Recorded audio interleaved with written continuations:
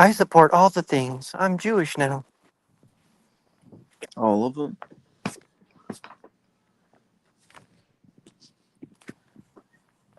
I've converted.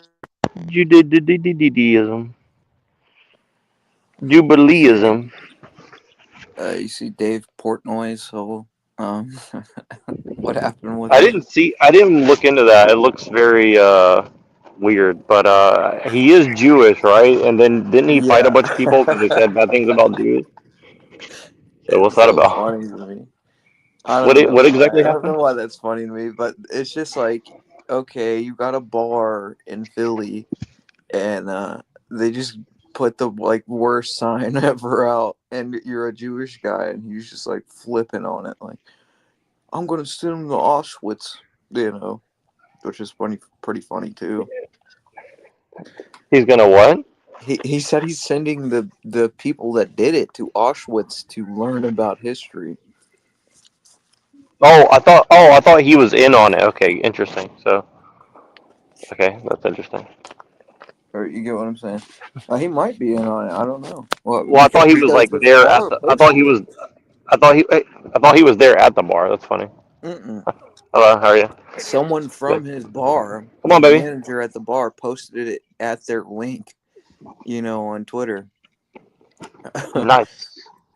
And Well, I mean, so I've come to this conclusion, and I have an unveiling that I'm going to do as soon as Hanko Flamio shows up. Next time I'm no, on panel with Hank, I'm going to unveil my new personality. But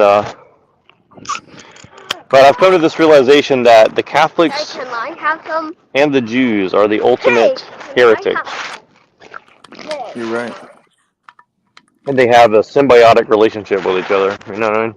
Like they're both Mm-hmm. equally like scheming on everybody. Yeah, pretty much. Like it's well, I'd it's say so. well, I mean, it's funny. It's just funny because it's like you can blame one or the other, but you can't blame both. And that's funny. Like I guess it comes back to that thing that everybody keeps saying, like it's the Jesuits. No, it's the Jews. It's the Jesuits. It's the Jews. Like Well, when that thing I read yesterday, you'll see that the original Illuminati took a lot from the Jesuits' rituals. Their like framework on how they, and then the Freemasons and the Illuminati had like a meeting on like world domination or something. You know what I'm saying?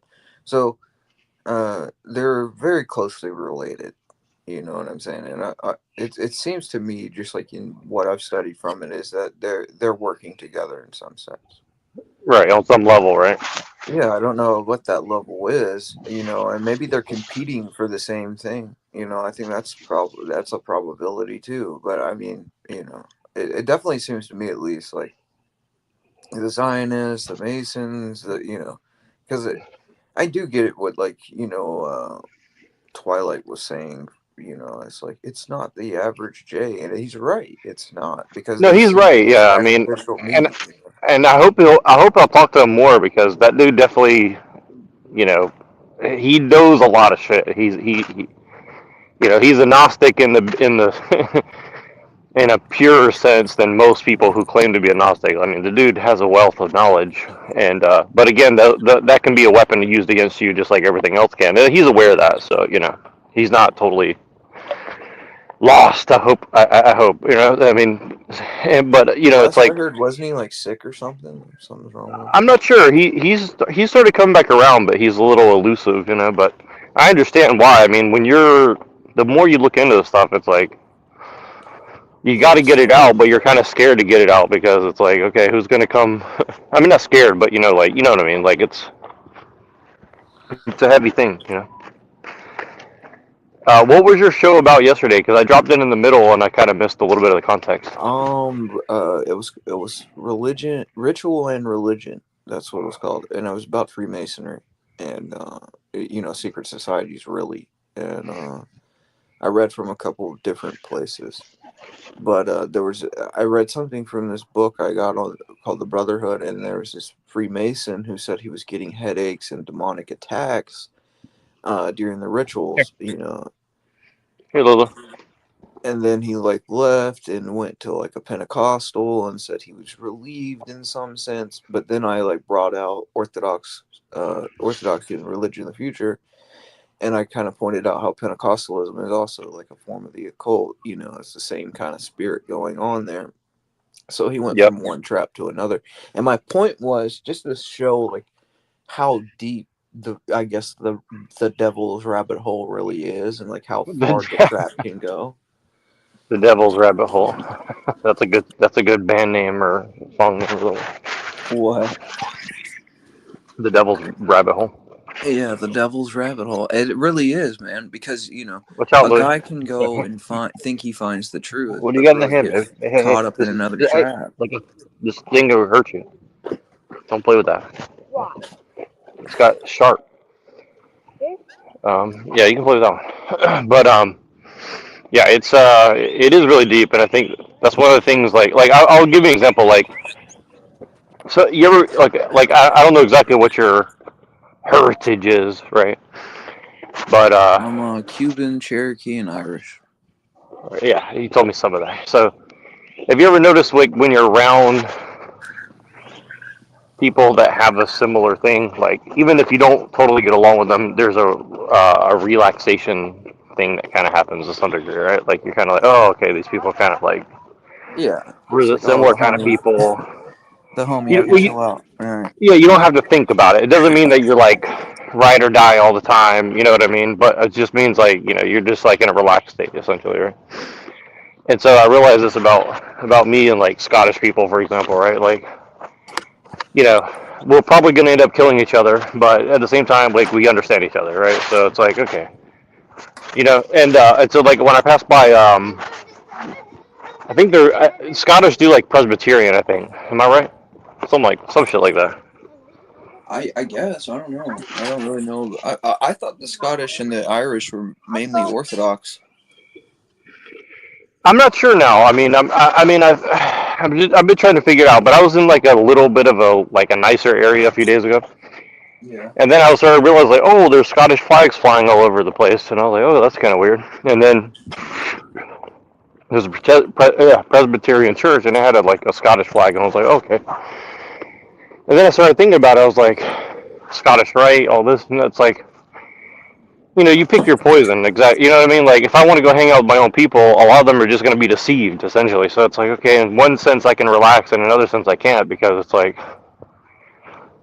you're not going to go to a Presbyterian church and just say, you guys are fucking heretics, you guys are hurt. I mean, you can do it. I'm just saying, it's like, No. probably not going to go very well. Well, that's not really. I posted something from Father Seraphim Rose where he was like talking about how we should react to like Protestants and maybe Catholics. And it's like you don't want to have like a strong polemic against them where you're like, you guys are heretics and like, we're right and you're wrong. You try to treat them as charitable as possible, and then maybe show them why you believe what you do about what it is that you see an issue with, And it's kind of like after the first and second admonition, then leave them let them do what they're doing. You know what I mean? It's that kind of thing. Yeah, well, and I guess that's the whole thing I'm trying to get to is about the whole Catholics and Jews thing. It's like, you know, obviously, you're not going to stop them. I mean, you could, but that's probably going to be not very good either. But it's like, so, but at the same time, do you just let it run? You know what I mean? It's like, okay, so we're just basically going to be run by, Catholic banks and Jewish banks and I their get your minions who point don't know about what they're that. doing. Yeah, I understand it, but it's just like I guess like if we were in a different time period, maybe I would say something else. But it's just like from my understanding on where we're at, it just feels like there's not going to be like orthodox leadership. We're heading towards like catacomb status. You know what I mean? And Yeah. like the deserts and catacombs and like small gatherings of believers.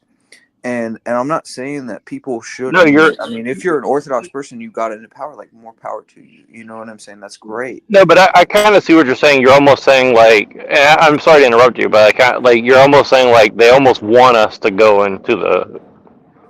It's kind of like what Andrew Wilson's saying. We got to march into the institutions, and people say, well, that's communist Gramsciism, like Bill Leader says, and he's right about that. But also, isn't that maybe a trap for us that we go run in those institutions and Yeah, exactly. It get is. It's an compromised? idealistic trap, and because what it turns into, whether they know it or not, is that you just become what you're fighting against, one way or another. You Right. know, and you lose focus of what we should be focused on, which is the soul, and it becomes this thing where Christianity is like, a social movement, and that's not what we are. We're not protesters. We're not going out here with picket signs, and you know what I'm saying. Like, I don't know. It's stupid. Woke Jesus. Yeah. Well, What would yeah, yeah, Jesus do? that's what they do in kind of like the OCA. Like they'll have like icons of Martin Luther King. You know what I mean? And it's kind of like it's Saint, kind of hey, that's ridiculous. Saint Martin Luther King Jr. to you, son. You see how absurd that is, though? Like, you get what I'm saying? But I mean, if you say that, then you're like, oh, you're a bigot, bro. Like, You got the racist Jesus. I got the right one. oh man, dude, that's so funny. It's fucked up, but it is. No, it really is a real thing. I mean, it's. No, it's real. I know. There's OCA churches you can walk into, and there's Martin Luther King up there. I mean, I don't want to talk shit, but like, I'll tell you like this. Like, I walked up in that OCA church, and again, I don't. I really don't want to talk shit because like I don't know the full amount of what's going on. But like, I'll just put it this way: there were people very tied to the congregation that were openly LGBTQ. I mean, they weren't like on the T Right. side, but it was like I was just kind of like, I mean, again, and I'm not, and I really don't want to judge them as like, fuck them, they're going to hell. I'm just saying, like, from a standpoint of like, Going against the tradition, yeah. You know what I mean? Like standing up yeah, for what Christianity is about. Yeah, it's yeah. it's And, crazy. and I mean, they weren't like preaching it or like trying to, like make a issue out of it. But I'm just saying that it was like, it was very clear that people very high up in the thing were like openly like that. And again, I'm just saying that it's like to me it was more just like okay, so, and that was like my first red flag. I was like, okay, that's kind of odd. Like, I definitely wasn't expecting it, right? And then I Yeah, was like, well, okay, because I mean, but here's the thing is like I'll tell you this, I would take that, and this will piss people off, but I would take that over. Which is not really saying much, by the way. So don't take this like too seriously. But I would take that over like the churches that I've been to that are Protestant, where you go in and it's like, this is Saint George W. Bush. He's here to protect America. I mean, like, like no, for I sure. literally saw that shit. I mean, like, I was like, my aunt's husband went to a church like that, and he's actually a youth minister or some shit still. And I'm like, you go in there and it's like and it's not even like super right wing or anything. It's just more of like, you know, well, you know what I mean. It's a political apparatus, as Annapurna said to me yesterday. So I was Well, like, that's what the church is turned yeah, into in America, like a place to push your politics and get your political point across. But that's not what ever that's not what it ever was meant to be. And with the OCA especially, um, it, it's kind of like they're like Orthodox Presbyterians. You know what I mean? Like really, that's what they are. They're not. They're not really Orthodox. Um, and no, yeah, that's most of the local churches now, and that's why true Orthodoxy needs to be here, um, because someone has to represent the tradition as it has always been. Like, no, if we didn't I definitely get exist, it. we I wouldn't know. definitely get it. Well, and I think your conversation with that strange Russian feller or whatever he was. I don't even know if he's Russian. But it was very telling. And a lot of those conversations are extremely telling because Give me a synopsis of what your conversation with him was, just like Well, briefly, because really, I it's just came in the about. middle of that too, and I was like, okay, this is retarded. Oh, He well, was I mean, being it's really really nice about. before you showed up. I noticed that, but Oh yeah, well, I mean, that's always the case.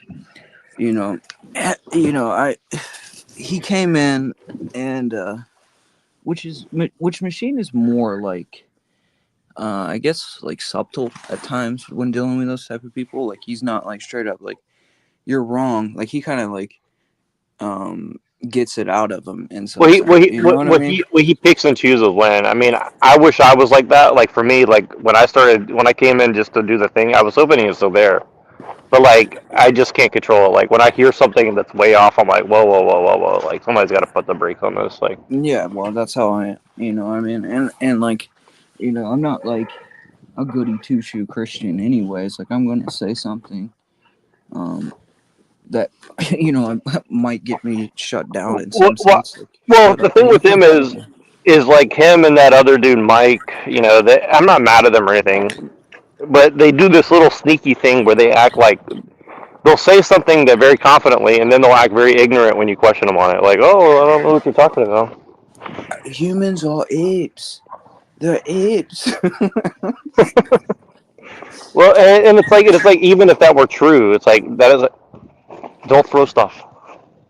Well, it's not true. That's the Don't do that. thing, But I mean, and even if it was, it doesn't disprove anything else that we've ever said. I mean, it's like, okay, so now we're an ape. Now what? It's like, well, now cut your dick. well, Cut your I dick off or something. listened I mean, to it's like, okay, Genesis Creation and Early Man last night just to get like a more like an understanding of. Cause it's a book, um, that was compiled of letters from Father Seraphim Rose, a study on this question about evolution, bye. and like he exposes the Darwinists because there's like they fight amongst each other about their theories, right? So Darwinism doesn't have like a straight idea of what they believe. There's arguments there, but both sides of the argument has agreed that God's not a possibility. Say what now? Say that one more time. Well, see, the Darwinists they argue amongst themselves about how what happened. How evolution actually occurred, but they both agree amongst each other that God's not a possibility. So it's a philosophical, it's like philosophy, right? But they mask it as science. Right, exactly. Well, and And again, like a lot of these ideas are coming out of the Kabbalah and shit like that. So it's not just coming totally out of nowhere, too. That's the funny part. It's like yeah, it's like philosophies coming out of out of like occultism, and then occultism turns into quote unquote science because we're like, oh well, look, we created this instrument and it magically finds data to correspond to or whatever. And again, I'm not saying that it means discount all science. What I'm saying is like, no, me either. what it means is like you can create a set of circumstances where you know it may not all be confirmation bias, but at some level, it's going to be confirmation bias, right? Like, it's Well, in not that like, case, you know, what it is that like I was bringing up, like there's a pattern between every created creature that has a similar thing there. Well, they take it a step further and just basically say, well, since this has a similar pattern to it, obviously we evolved from it. But no, what it really is showing is that we all have a the same creator. So that pattern is going to be in each of these species. You get what I'm saying? And they right. take that and they make the logical leap. And the fossil record doesn't show that, right?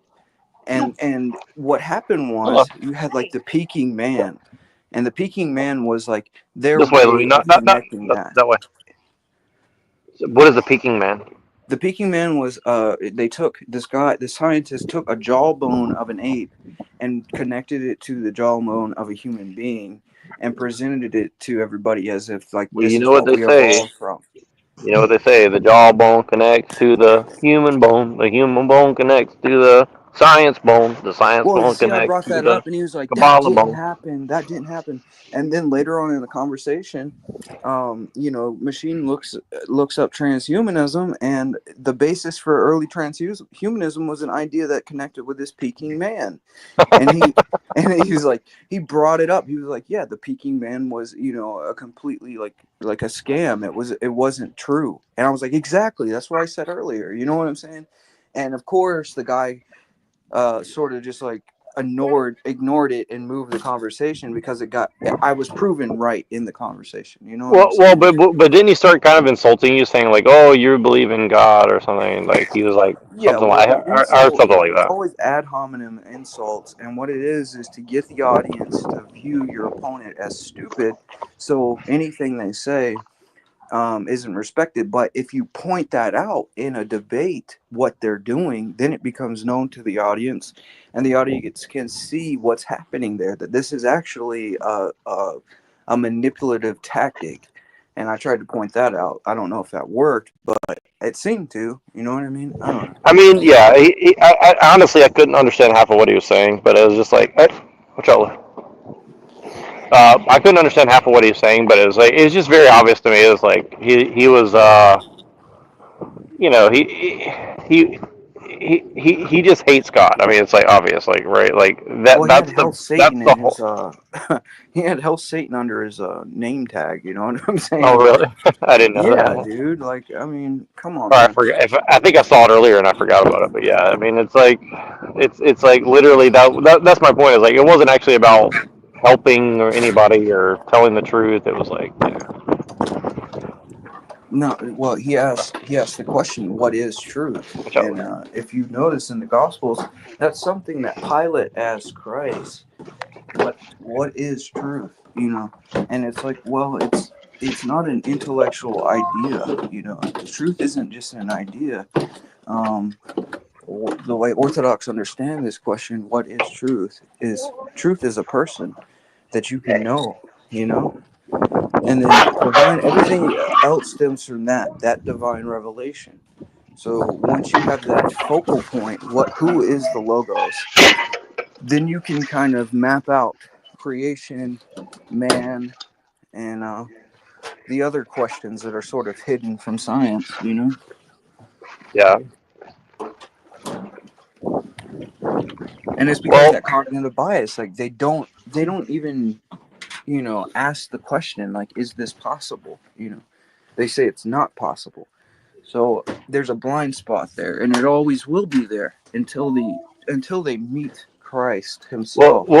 It's kind of what you said there. Possible. Like people just basically exclude. Well, it can't be possible because I can't imagine a set of circumstances where it would be possible. It's like okay, so. Well, And again, I was like that for a long time too. Like well, I didn't think that it was possible until I realized that it was, and because I almost got hit by a car, and an angel saved me. I don't know if you ever knew that, but that did happen to me. So after that, it's kind of like hard to say like this doesn't exist. You know what I mean? Like when you have an experience like that, there's no going back. well, and I think it goes back to imagination because they'll say, well, your imagination's running wild, and you would say to them like, I mean, I'm just saying hypothetically, that you'd be like, well, maybe you don't have enough imagination, but it's a kind of like it comes back to like really their imagination saying like, well, I imagine that there's not any sort of set of circumstances where there could be a God, therefore there's no God. You know what I mean? Like that's kind of like this weird Right. like, It's a circular type thing, right? you And know, but that's the same thing with anything, any type of cognitive bias. Like in the case of the true Orthodox versus world Orthodoxy, they can't comprehend that their hierarchs are heretics, and that because they'll say things like, "Well, the gates of hell can't prevail against the church," and it's like our response to that is, the gates of hell can't prevail against the church, but it can prevail against those who think they're pillars of the church. You know. well, speaking of imagination, I was gonna read some poetry slam for you guys. Brown's boy, is you be there? Yeah, I is here. Yes, I is. That's actually a lyric from one of these songs. Okay, I'm gonna read some poetry that I wrote for you guys. Okay, this is No. from 3 years ago. Oh yes, we're gonna have the Beatnik Poetry Grand Slam. Shout out to my saint Allen Greenberg. What's his Ginsberg. name? Yeah, Ginsberg. There you go. Well, I'll tell you this. Any Berg is a saint in my book. No, just kidding. I bet that's true. Okay. Yeah, Okay. who do you think sunk that Titanic? The icebergs. That's right. It's always the Berg. All right. This one's called Origami. Now everybody dying from a hug, supposedly, literally. Why would anyone lie about such things? Try so hard to be effortless, but sometimes more or less. Age is new, but soul so old. Explained the way, but lost the map. Seeing was belief, but believing is grieving. All you thought you knew, origami crane folds. If the gates of heaven closed, everything else becomes hell. A ghoul is cut off from God, like diamonds are forever, but death is life. Burning coal breath. Everyone wants a hack, get a life, get a path, then take it back. I think I'm going to submit that one to the Congressional Archives. Put it there. Yeah, but you could Those tell that was poems. written during the pandemic, huh? Oh, okay. Yeah, I was wondering if that was a song lyric or. Well, that's kind of why I wrote all this down. I was hoping that one day I'll write some songs and put these down to something like that. But probably it'll Yeah, it just end wasn't up in bad. some little book nobody will buy. I saw the That best wasn't mind of bad. my generation destroyed by madness, starving, hysterical, naked, dragging themselves through the Negro streets at dawn looking for an angel fix. Oh, you wrote that one? That's pretty good. Angel headed hipsters burning for the ancient heavenly connection to the starry dynamo and the machinery of night. Through poverty and tattered and hollow eyed and high, I sat smoking in the supernatural darkness of cold water flats, contemplating jazz. Wow, that sounds like you sound more and more like old timey southerner. That's Allen Ginsberg, dude. Oh, really? Who did it better? No, no. Say, hey, doggy. Touch his head. There you go. We're out here petting puppy cats. What is that puppy cat? What's a puppy cat? Yeah, You'll know one when you see one. puppy See, cat. All you see? right. All right. I'll keep that in mind. Don't touch. What's a nice puppy cat? I'm You actually. guys are I'm gonna getting go to matching the pet store MLK ask for some tattoos? puppy cat I'm down. food. Say what? Matching MLK tattoos. Yeah, exactly. All right, I'm gonna read another poetry slam for you guys before we move on here. Let's see. I wanted to just be active on my Substack, and I didn't have anything else that I wrote, so I just put down I've written a lot of poetry, so I just put these down. Okay, so let's see. Oh yeah, let me read a joke I wrote. Okay, here's a joke I wrote. Okay, a guy walks into his house, and the wife says, "I need some cash," and the husband says, "Well, I don't have any." She's like, "Where's the $200 that I just gave you?" He said, "I spent it on the gas." And she's like, "No, I was with you, and you always use your credit card." And then he pulls out a weed vape pen, and hits it, and the smoke rolls out of his nose as he chokes, and he says, "No, gas." Like, Okay. as in the vape, like gas. Yeah. Yeah. Exactly. Oh my gosh. It's not really a joke. That's actually a real story, though. True story. Okay. Okay. I don't know. I'm sure it's happened before. Okay. Let's see here. Okay. Let's see. Okay. Here we go. Unseen. You might like this one. Okay. Breaking No. character. Something secular. Brings you up, wings set sail on a dry lake bed. Angels still live in hell. The world became a prison. Sometimes I rhyme just to save your time. Who was I am, really? Lived vicariously since a child. Cradled to the grave, rockabye and lied to. Led off the cliff, so I learned to fly. Underwater sunlight reflected. That's pretty much it. Lulled to sleep, narratives narratives of a hero, taught to live in my mind to spite my face. What's a heart if you can't read? Flocked and corralled. That's actually a really bad one, but all right. Let's see. One more. There's another good one. Where's a good one? Let's see. Some of these are too like. Let's see.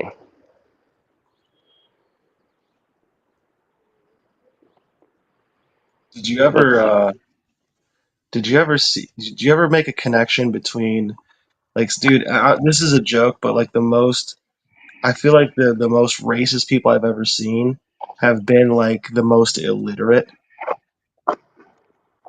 That's pretty much been my experience, to be honest with you. Because like I figured out the connection. It's just that they never learned to read because the letters are black. Like they're so racist they never learned to read. That's fine. That's why I just read. Hey, that's why I just read between the lines.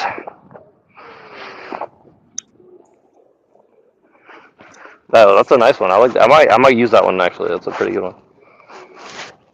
Yeah, I actually made that up about the freak one time. It's pretty good.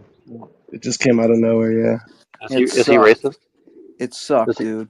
That joke sucked. Don't let him lie to you. Well, No, I like. I like my addition of reading between the lines because then it's all white between the lines. You know what I mean? So, Oh, okay. I didn't think about that. You know, but it is true that a lot of racist people can't read. That's true. well, I think we should round up all the illiterate people, send them to the Derek Zoolander School for people who can't read good. I think you should round them all up and teach them how to read. Oh, well, that's another option, I guess. Okay. Okay, here's It's another like, one. like they become like very selective. Huh? Oh, just like they become very selective. Like, oh, I won't read anything unless it's printed in white. White. I want some white paper and some white characters on that paper now. I wish I could do a good old-timey accent. There's a guy named Augustus Invictus, and he speaks in like that old-timey like accent. You know? Like a prospector. Yeah, he's like, Tell you the time about the old prospector. yeah, he's like, don't listen to your government.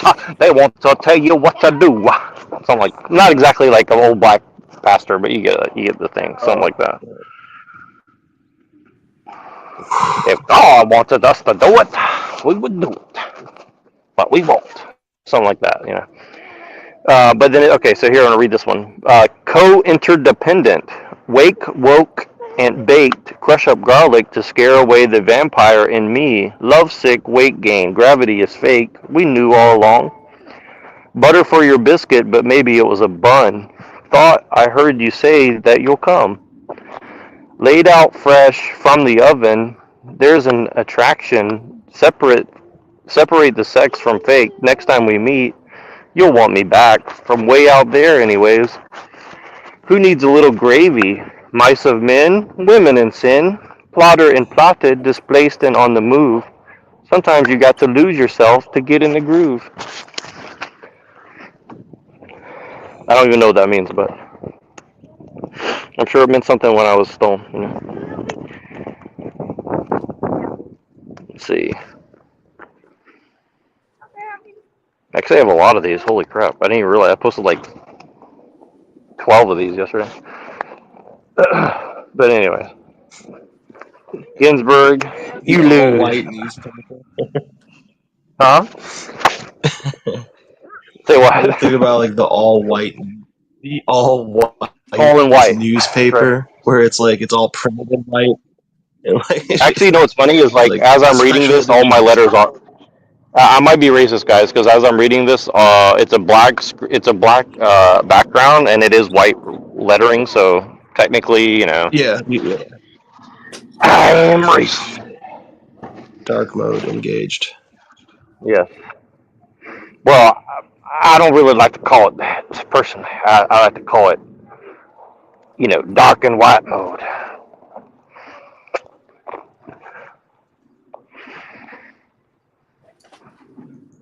I tell you what, you want to surf during the day. Say it again. I said, I'll tell you what, you want to surf during the day. Why is that? I don't know. I just figure it's harder to surf at night. Oh, serve. I thought you said serve. Surf. You ever been surfing before? I did it once on a fake wave generator thing. It That's was pretty cool. pretty interesting. So, but no, never on How the about? ocean. Sorry. Uh, Sorry. okay, What let me about ask you you guys guys? something. Yeah. Do you guys recognize when when truth is Don't run, spoken, but people tend to have a very negative stop. reaction? Sorry, I didn't hear you say. Don't do that. Don't do that. Say that again. So you're I'm saying when saying people like say the truth whenever and truth is spoken, do you notice that people tend to have either a very negative reaction or they'll laugh at it? um, give me an example. Can you put that in a sentence?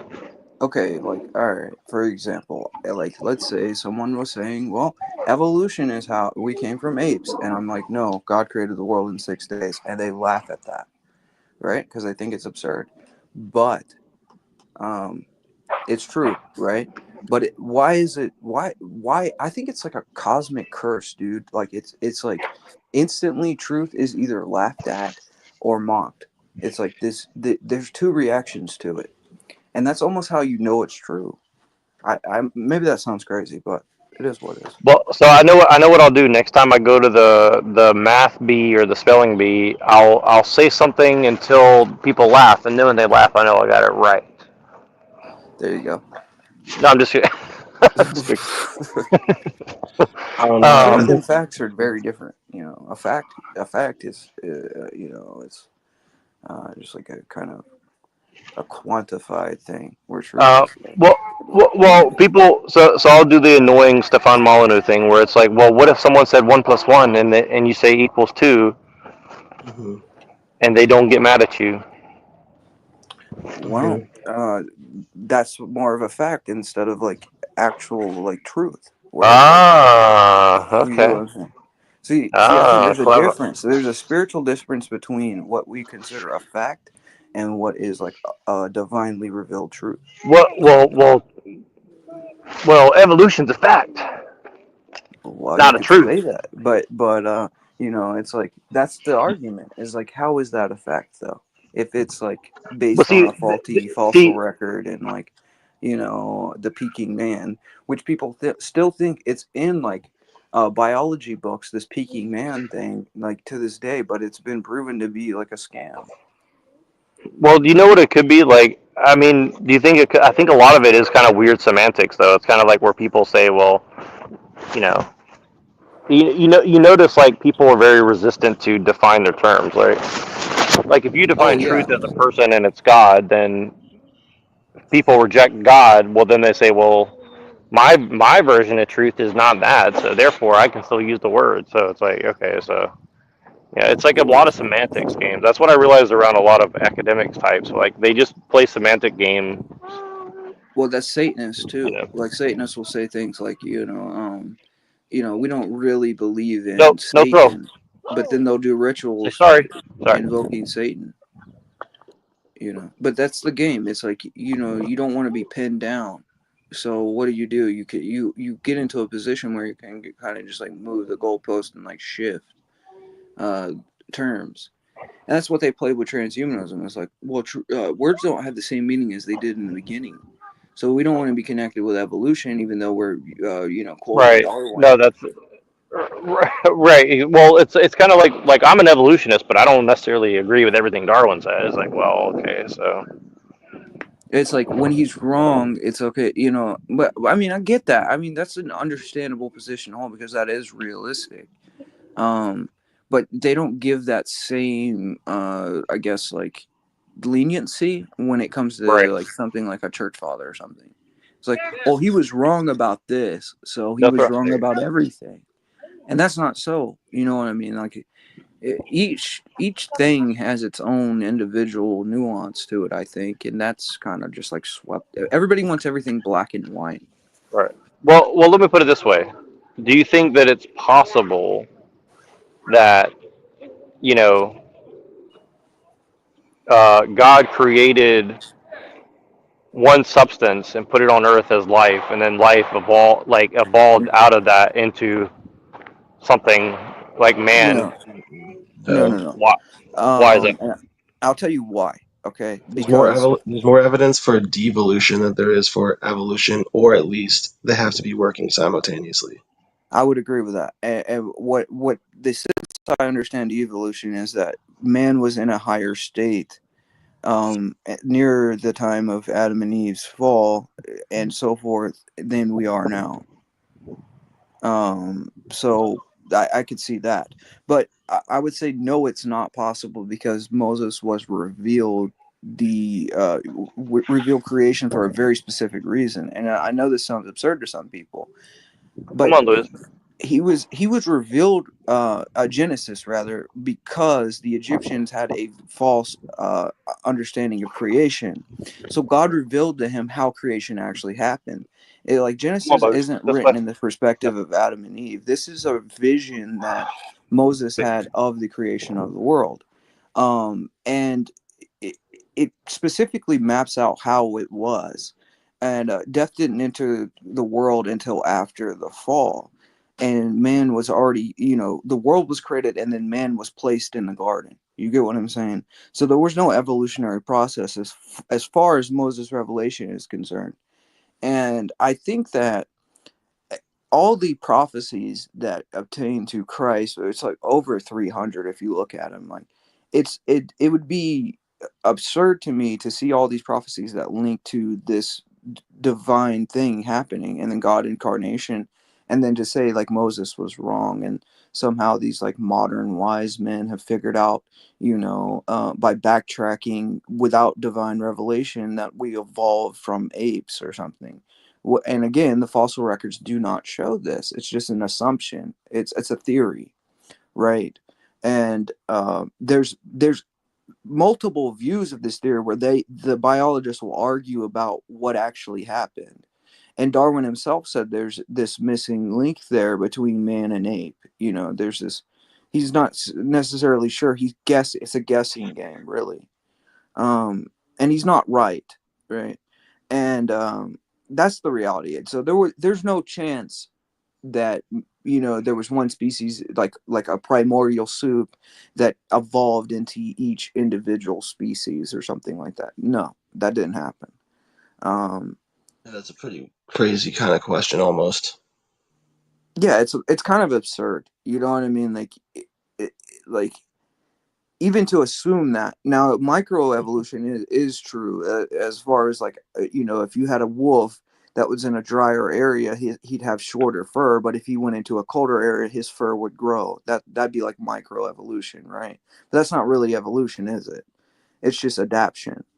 um Now, it's especially the big question is how can an ape, if it has evolved into a human being, still exist?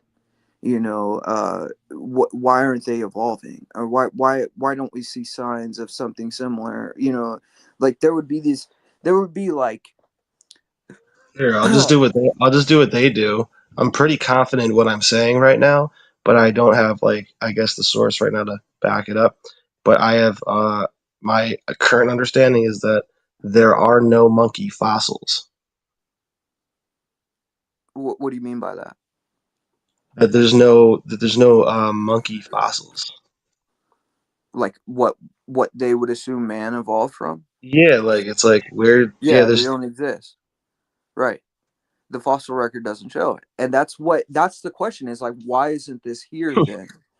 but And I think they were it's playing like, semantics because he was saying, "Oh yeah, like we're our own separate thing of primates. okay, We're just still primates, because science tells us that we're primates, and that's why I'm telling you this." Like, right. There was no actual proof of that, and like, I went. What's funny is he was like, "Why are you comparing an ape to a car?" And it's like, well, because a Darwinist did in his 1990 book, and it's like, what the Darwinist fails to understand is that each model of that car was designed by a creator, and each individual car is a separate car. The Well, only thing they have in common is the common creator. You get what I'm saying? well, Uh, well. Let me add a little layer of complexity. Like, the fact that we're like basically amalgamation of different life forms, right? Like we have like bacteria and viruses and all kinds of things that live within us that keep us alive, right?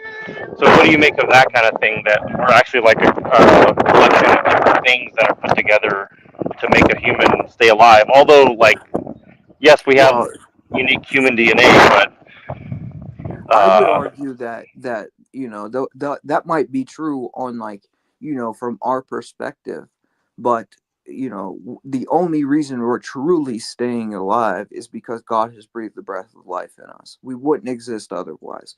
you know the fact of the matter is if we were just a few inches farther, whatever it is, closer to the sun in some sense, or whatever, we'd completely burn up. We're kind of like in a direct spot where we're not going to burn up, but we're not going to freeze. There's 12 hours a day, 12 hours a night. There's symmetry and proportion, the adaptation to one thing to another that we see, and it's sort of like footprints and fingerprints to God. And let's say, even in the fact that, let's say, it it takes these kind of other works species for us mechanical. to function, right? Put it like this: like, a fish lays eggs. If a duck didn't eat these eggs and, like, uh, you know, shit them out or something, and then, like, it wouldn't spread to other rivers. You get what I'm saying? So, like, everything sort of has its place where it helps another life form on this planet Yeah, function. every moment, right? Yeah. I agree. And I don't think that's an accident. Like, an accident, you drop a glass of milk and, like, it's a spill. You don't knock something over and it just, like, oh, here's this pattern. You know what I mean? That doesn't happen. Um, and I think it's almost absurd to act as if there isn't, the Yeah, like possibility how do of we know creation. which causes are more important than others all the time? That's part of judging too. It's like, how do you really know that? So, where's the importance to put on? I guess in the entire situation. It's definitely easier to think of from like a self first position, but that's not always like the smartest or the best way. Oh, well, I'll give you another point that, like, hit me kind of sideways at one point, because I was an atheist and I had to deal with these questions. Okay, so there was no one that came and told us that God didn't exist, right? But there has been a whole lot of people to say that he did exist, through divine revelation, through miracles, and these recorded scriptures. And it's like, at a time period where writing wasn't, very few were educated enough to write, let alone feel the need to put it on scrolls and hand them down, as if they were the sacred object of importance. And it's kind of ridiculous to say, like, this was just made up. You know what I mean? Dude, It's same like, with the pyramids. Same with the pyramids. You know what I mean? Like those ones are crazy too. right, and that's a people that's seeing, laying out their history in hieroglyphs, in the same Yeah, way the Hebrew apparently. Yeah. people laid out their history in their text, or you have the Chinese with their characters, and they have their god, like, I forget his name, but there's a god that's very similar to the one that's mentioned in Genesis, and the layout of creation is it's a 1-to-1 that Genesis explains. You have Lao Tzu talking about the logos, you have Heraclitus talking about the logos, and Plato, and all these other people. They're seeing this symmetry, proportion, and adaptation of one thing to the other, and patterns in reality, and they're trying to figure out what this is. Then you have John, who, and Patmos, and he says, in the beginning, he has in the beginning was the Word, and the Word was God. You know what I'm saying? And it's like, or in the beginning was the Logos. So we have a person explains to us who the Logo is, what he was. We walked with him, we touched him, we seen him. He raised the dead. He did all these things, and it's like, yes, it seems impossible, but in a world that you see a pattern and some sort of creation factor going on anyways, it's a miracle in itself. Who's to say that you can say what is possible? And I don't know. It's Yeah. I don't know.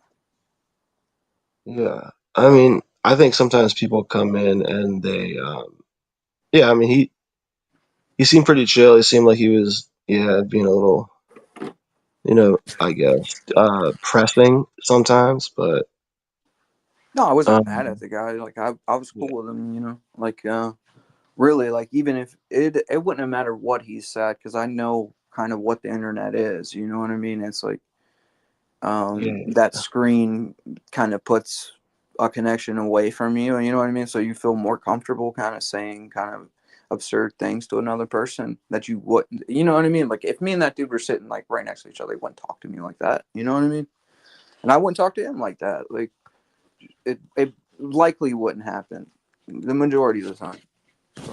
You guys might be best friends and drink some vodka and old timey Russia. Probably we probably have a good conversation. I mean, we had a decent conversation there. He just need his digital chin checked. No, just kidding. No, true, but really Digitally. really I like talking to people like that because it's kind of it explains, it's a way to see my theories in practice almost, if that makes any sense, like seeing how idealism, nihilism, um and certain, liberalism. yeah, just like certain Liberal. things are happening within a person and how those thoughts are actually real in a Yeah. body, you know what I mean, Hmm, I don't like know. coming Yeah, off the page. yeah. Fly.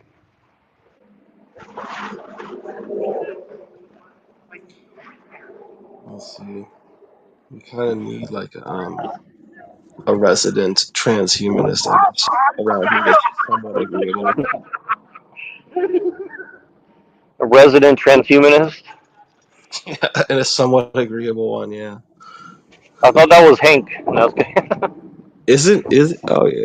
I don't know. No, I'm just it was a good point. It was a good point though when someone said, I think it was him even. He said transhumanism. He's like, you're wearing glasses, which is like it really is a micro form of like transhumanism. In Sure, micro form. sure, Do you guys agree with that? to a certain degree, but I think it's I like mean, I think you it's got to get. comparing apples to oranges in a way too, right? I Because don't. I don't. the I don't end want to agree goal, to that just because I want a good definition of transhumanism before I would agree. But right? It seems like it's like A a Trojan human horse. It'd with be a like, human that uses technology in order to, I guess change a situation in what they consider their favor. well, then words, writing, even grunting or something, in a certain pattern could be considered. Does that make a bird a transbirdiest or something because they use a stick to build a house? You know what I mean? So technology in itself No, no, no. isn't But like glass, terrible. yeah, like I don't know. I thought the glasses idea was okay. At least I thought because It but that's the problem, is that it'll be a Trojan horse. Like it'll come in and it's like, see, it's not that big of a deal, we already do this, no, I get where you're going. Yeah, Yeah, and what ends up happening is then you have, like, men becoming something that, begging to die and not being able to die. you know kind of trapped in a robot world or something. It's like a techno satanic utopia, and Right. I don't think that's a good idea. Right, because I mean, that's an easy choice one. That's an easy choice. I You know, mean, I'll put it this way, 9 out of 10 people will be like, "Let me get the glasses because it'll help me see better." I guess during my existence, you know. I Well, mean, like, his here's the whole thing: is idea there, is rooted in pride. First off, it's not based on like really wanting human beings to succeed in some way. It's like I feel intelligent by saying this, and this is a intelligent thing to say, and you know, it's like a puffing up himself. But you could tell that like he really doesn't care that, you know, humanity would become subhumanity in a sense. Like Right, he's that is true. That is true. It did seem that way. It right. seemed like he maybe wanted to send that message. I don't know. Like I well, hate the world. I hate human beings. So I don't give a shit if you know, the world becomes robotic and satanic utopia. I think, I mean, for like, I'll just use myself as an example. Like, I thought of myself as a transhumanist in a sense, where, you know, and I still kind of, I think you could make an argument that in some sense, like, I do kind of, you know, I guess I'm trans curious, if that makes sense. Like, you Whoa, bro. know, Dude, you no, what just I mean is, created it's over here. no, but what I mean is like, you know, I think that like, you know, like I'll give you an example. Like, okay, Yes, as a trans curious man, tell us.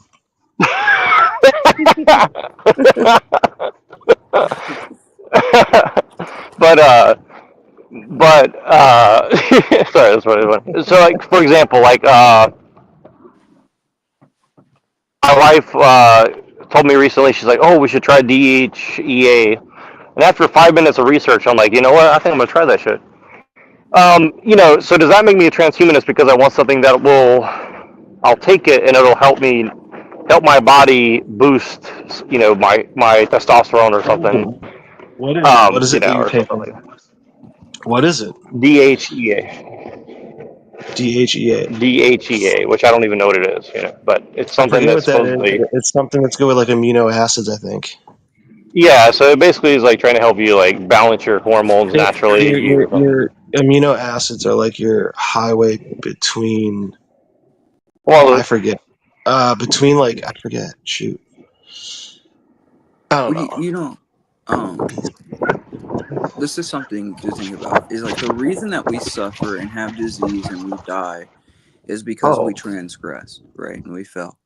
So uh, anything that you know is trying to reverse that, not by the means that you know, it was initiated, I guess, is just like a bandage.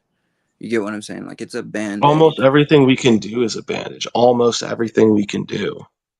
Like that's kind of Right. what it seems like to me. It's like the root of it Uh, is sin, right? And like it wouldn't have happened if man did not transgress and everybody sort of ate from the same tree. Um, the only way to truly kind of deal with this in our true sense is theosis, and that's a topic that a lot of people aren't willing to take. You know, this that we, why you not? know, there Why? can be a kingdom of God on earth, and this would happen, but you know, it's not in the in an idealistic well, sense. so I Right. agree with you. I just want to start off with saying I agree with what you're saying. But let me just make a counter argument that is somewhat, you know, adjacent to, like, I'm kind of sidestepping what you're saying. But for the Hmm. sake of argument, let's say that the way that we're living modern life, we still have some sort of, you know, Christian free will Mhm. in the matter, but we also have to admit that we're living in a hostile environment that is where we're actively kind of being hunted, pursued, poisoned, etc. Right? So, like, if we do things to mitigate, if we do things to mitigate that, such as like supplement or try to go eat fresh stuff or Right. something, you know, you get the Yeah. idea. Dude, there's like 5 or 6 like extremely super key things. Yeah, for sure. No, I mean, I agree that, you know, let me put it this way: within the rule of the church, right? Wednesdays, like today, I'm fasting, and Fridays I fast, and then on Sunday I fast to take the sacrament. Every time I take that sacrament, I'm being spiritually healed, and healing leads to physical healing in a way too. And these are more effective. God could raise a person out of stones or cure the blind or you know do anything that we sort of would want. And there's wonder workers that have done these things, that have raised the dead. In fact, one lived here, where I stay now. His name was Elder Theodore, and he raised the dead in another country at one time. But anyways, when these possibilities are available, if man would focus on the soul more than he focused on materialism, then you'd have wonder workers that could cure a person, right? But why isn't that happening? Why can't men move mountains? Why can't men do miracles? Why can't men split the Red Sea like Moses did? Because they don't have a connection with God. And if we did have that connection, we wouldn't need these things. Do you get what I'm saying? And Right. it's like that's God's So trying to reach out and say, look, if you had enough faith, you could do anything. for example, let's just say that for some reason that in 100 years from now, the world became more closely aligned with what you're saying, right? Well, it will Um, before the end. right. Let's assume that happens, and let's just say in 100 years, so it's like not way off in the distance. Let's just say that happens, right? Okay.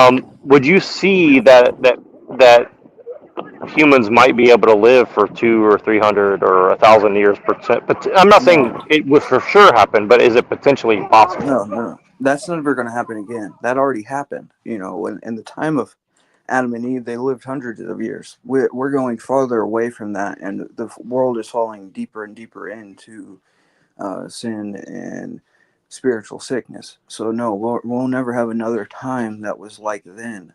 What will happen is that there will be a mass conversion before the end, and then there will be an apostasy or mass apostasy around the world, and then shortly after that, then you'll have the return of Christ, who will divide the sheep from the goats, and then he will, everything will be wiped out in fervent heat. Everything we see around us will be wiped out in fervent heat, and then the new kingdom of God will be, the new Jerusalem will come, and it'll be a new heaven and a new earth in that sense. And then there will be no death, where we'll be in bodies sort of like Christ in his resurrection, where he walked through walls and he could sort of change forms and do different things. It won't be necessarily spiritual. It won't be necessarily physical like we see it. It'll be something else. What that'll look like, I don't know, but you get sort of a picture of what that'll look like after Christ had resurrected, because he was the first to have that sort of new body, I guess. The Theotokos was next, his mother. He carried her up with him after. That's not really well known, but that's true. So yeah, there will be a time where men will not experience death again. We'll reach the point that we were always supposed to be. See, man was created for the purpose of taking the place of the 1/3. Okay, because Dude, that third fell sounds from like heaven. predeterminism. You said what? That sounds like predeterminism a little bit. What do you mean? We were created to be what we are to be, and then for what you were saying there, like the fall or something. Well, we were created to take the place of the angels, right? That fell. This Satan and his angels, and we are I've never we heard were supposed that to be like a explanation. priest class, right? Of angel, kind Wait, of, in not angel heaven? but In human. heaven? Or where? You Here said on what? Earth? Oh, what? No, in Eden. See, we were in Eden at one time. Okay, and Eden isn't Earth. It's a place somewhere in between heaven and Earth. So it's somewhere else, Interesting. and we can't get there anymore. But there has been a What few if you like could get there? What if you could saints. get there? Well, there has been a few saints that went there, and they brought back apples. It sounds Well, like, crazy, but I mean, what if you it could go sounds now? crazy. I know. Dude, what if I could convince you that I what if I had enough evidence or whatever, and I was eloquent enough to convince you that I figured out? I'm pretty sure at least one or two of these areas are the Garden of Eden. Are you down to go? Well, I don't think it's connected to the earth. I think it's somewhere in between. But what It's if I like a was place we like, can't reach, and there's I a hear what flaming you're sword that saying, guards it, so you wouldn't be but able to get wait till there. you see this and then tell me that? I already know. I already know it. Like, Well, would you go to disprove him? Jonathan, Would you go to disprove him put then? it this way, like as far as like the scriptures are concerned, I'm not trying to like. For the last 5 years, I have studied endlessly patristic texts and like the church fathers and the saints on what what it is is this patristic is. text? You said what? What is kind of like just like a small breakdown of like what is a patristic A patriarch? patristic text is like basically a revelation from God because there's synergy between God and man. And a Okay, patristic text is a saint revealing something spiritual about, uh, you know, doctrine concerning Christ and the church, and and God. So you could have okay, like Genesis, right, and then you'll have commentaries on Genesis, and these are the patristic takes from the saints on what the scripture actually means. See, not okay, everybody okay. was ordained to They did interpret. the whole Bible like that, like all these different guys. Yes, That's yes, crazy, dude. I yes, never thought of it like this. yeah. Yeah. Well, because the Bible isn't the way the early church fathers and like Orthodox see this, is the Bible isn't like separated from the tradition. It's a part of the tradition. You get what I'm saying? It's just one part. And the key to unlocking the meaning is the interpretation. And the interpretations come from the saints. And there's a consensus. So it's not just like one guy, you know what I'm saying? There's a number of guys that are in a long line, sort of like folk music or something. It's like where they've all in this line of uh, having the Holy Spirit and being in the church and interpreting in the context of that.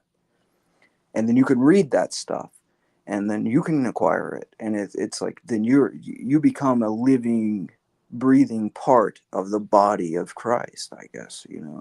It's It really is. interesting. It would be considered what's like the moving part of it, kind of, Yeah, at least. exactly. Exactly. And there's the church triumphant, which are those who are already in heaven, because nothing dies in the eyes of God, only in the eyes of men. Then you have the church militant, which is on earth. So the church militant is always dealing with heresies and different things and bad apples and satanic stuff. But the church triumphant isn't dealing with these things, and the prayers of a righteous person have a lot of strength. So if I go and ask a saint to pray for me, he's close with God. He can get that done, and God might, do whatever it is that the saint might ask of him because he lived a righteous life, uh, in accord with the teachings of God in His church. So Okay. I know this is gonna sound terrible, and I hate to go make for this it. compare. And I hate to make this comparison, but like, it sounds like the way it was described to me was like if I get kind of yeah, no, if you get it, if you follow this tradition strongly, that like technically more of your prayers will be answered.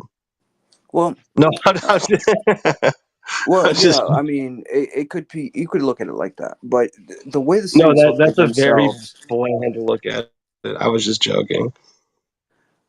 Let me explain this. Like Yeah. the saints themselves consider themselves the greatest of sinners. Like that's something that Saint Paul said. He said he was the chief of sinners.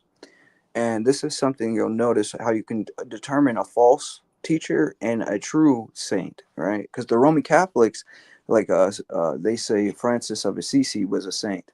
Well, he Hmm. said near the end of his life that he had seen no wrong in anything that he'd done, and that he knew he was going to heaven, right? That's Well, pretty much what? impossible, right? I mean, That's a prideful statement, isn't it? Um, I've okay. seen no wrong in any of my actions. That's What what he what said. year? When did this guy say this? Do you know? Just approximately? So hold on. Let me Um, let me let, let, Like let me let me say this really like quick. like He was the first. 2015? He was the first one to say I didn't do nothing. Go ahead. yeah, that's basically it. But there was Okay. another saint, right? And this saint is an Orthodox saint, and on his deathbed, um, he said that he hadn't even begun to repent to one of his um Yeah, sounds not disciples, good. and he was considered a very holy person. So that's the way a true saint would react. They're always very humble, but not false piety. It's actually true, like this is a real thing. Francis of Assisi was 1226, by the way. Just look that up. Oh my gosh, dude, that's 1226, man. That is quite the while away from Yeah. here. That's pretty cool. Well, Francis of Assisi, what's interesting about him is that he started his own rule, and he started walking around like he was Christ himself, and got all these people to follow him around, and like singing hymns in front of people's doors, and very Okay. strange. Yeah. More You like more like Saint Frankie the Sissy. No, I'm just kidding. Go ahead. kind of like massive music artists.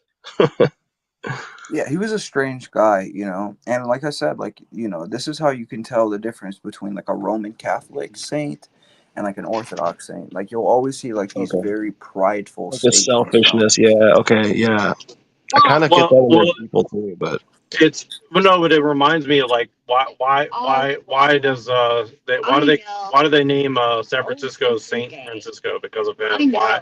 Why do they put San Francisco and Saint Francis of Assisi all over Star Trek and stuff like that? Like it's like a very weird like. Well, Like he I'll was a give you an guy example. like he was the definition of prelest. Like if an Orthodox was to give you a definition of what prelest looks like, which is spiritual delusion, or in Greek it's plane, and it's like this is what that is. Like somebody that's so deluded that they think that they're a miracle worker and a saint while they live. True saints never consider themselves saints. They see themselves as the greatest of sinners. That's the dichotomy here. And they might have worked. He might have worked miracles, but the demons work miracles and can almost replicate every single miracle that God does. Like the demons can raise the dead, but really what they do is they wait till a body's about halfway dead, like on the verge of death, and then they fill it with demons, and it's called a revenant. That's in St. Augustine's City of God. You could read about the revenants. dude, yeah, Well, that sounds like what a zombie supposedly is, right? Right, that's where they get it from, these So revenants. And the Antichrist will supposedly do this near the end of time, is that he'll, act as if he raised the dead, but he really just filled it with demons. well, have you ever seen Walking Dead before? Have you ever seen that Yeah, show? yes. my Great show. dude, my roommate. I have a lot of experience listening to my roommate watch that in a different room for hours. It's a Yeah, good show. I mean, I thought it was pretty good. So I I think watched a few of them. it's really about Christianity and occultism and all that. Like that show is extremely. I'm not every single episode. I didn't Like pick if it you up. I felt like I would have picked it up. No, I didn't. I didn't get that same vibe, but maybe you're right. Actually, I know. Well, you I'm had surprised I missed characters it. like Jesus and Judas, Oh, is that their names and stuff? Yeah, well, there was a guy named Jesus. He called himself Jesus, and he kind of Oh looks my like god, Jesus, and dude! he was gay. Yeah, I missed the Jesus episode. Yeah, but the guy was gay, by the way. So they made Jesus gay, and he was like a thief, you know what I'm saying, and a backstabber or something in the show. yeah, he carried Yeah, knives around. He was like, yeah, I bet he but had Yeah, I a. mean, it's a great show, you know what I mean, for what it is. But I think that yeah, they did pull a lot from Augustine City of God, because there's stuff like revenants in the show and stuff. well, but it's also like it's definitely occultism, but it's like I think it's like process church related stuff, and I It have feels more like than that. just. Yeah. I'm not just saying that out of nowhere either. Like the people. So you know who James Cameron is. Sounds You know who terrible. James Cameron is, right? Yeah. So the lady he wrote and directed Terminator with is basically like the person who basically developed this show.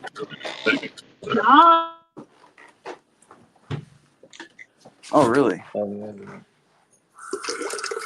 Yeah. Is it There's a true that connection. some black lady actually wrote Terminator in the Matrix or something, or is that like false?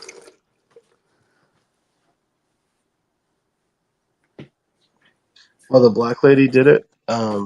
No, like there was this black lady. Basically, the character of Oracle is kind of based off of her, I guess. Based Oracle. And well, she took a lot. Like the concept of the Matrix actually is a biblical concept. So the Matrix was known as a woman's womb. So when a baby comes through the Matrix, it's called Yeah, the yeah. woman's womb in the Old Testament. Oh, in the Old Testament. Okay, cool, Yeah, good. isn't that great? That sounds good to me. Yeah. It's true. But yeah, she got a lot of her concepts from the Bible and stuff. And yes, death to compromise. I have doxed myself with the beautiful face that I have today. What? Did you dox yourself? Yeah, look at this picture. Oh, that's right. That's actually exactly how I imagined you looked. That's crazy. Maybe you sound like a big Oracle yourself. Oh You my never gosh. met Based Oracle, right, Unseen? Oh my god. What? Based Oracle, you never met that guy before. No, I I've could never catch heard you of up. it. I could catch He up to came speed. out, Yeah. he came out of nowhere and was what do you call it? Instantly a Andrew Wilson debate opponent on a large subject, including people who are still kind of hanging out now. Yeah, Like he group was type. like Like controlled opposition. he was one of the many people that just showed up out of nowhere and acted like he had always been on the internet and everybody should listen to his opinion, and definitely like probably one of the most obvious feds you've ever seen in your life. That's pretty funny. It's pretty funny. Yeah. That's my And I say that's that my as no, I'll say and I that say that that's my I actually second that 100%. Like, or I'll take credit for that. That's definitely my opinion on that. But he would ask, honestly, if you take that out of the equation, he would ask pretty good questions. Like in terms of like he would come on TML's like broadcast thing, and he would have these really good questions that like I wouldn't have thought of myself, but like in his eyes, I don't know what he was trying to do. Like he was either coming up with these good questions in but I don't know, it was like trying to almost try to put the idea down, but like the opportunity was there, and I guess like so he would get an answer like that. So like a lot of his time spent here or there was like informative, even though yeah, there was like obvious like Yeah, I mean, he behind was the scenes ties to what the fuck was going on actually, like or something. yeah, he Not was an behind the scenes, interesting but like, because I was never. person who brought up good points. I didn't say the Fed thing like in a bad way, but it's like No, it it's is just true though. It is true. yeah. It honestly is probably But true. Like my but my biggest conversations that problem I've had with him have shown me that.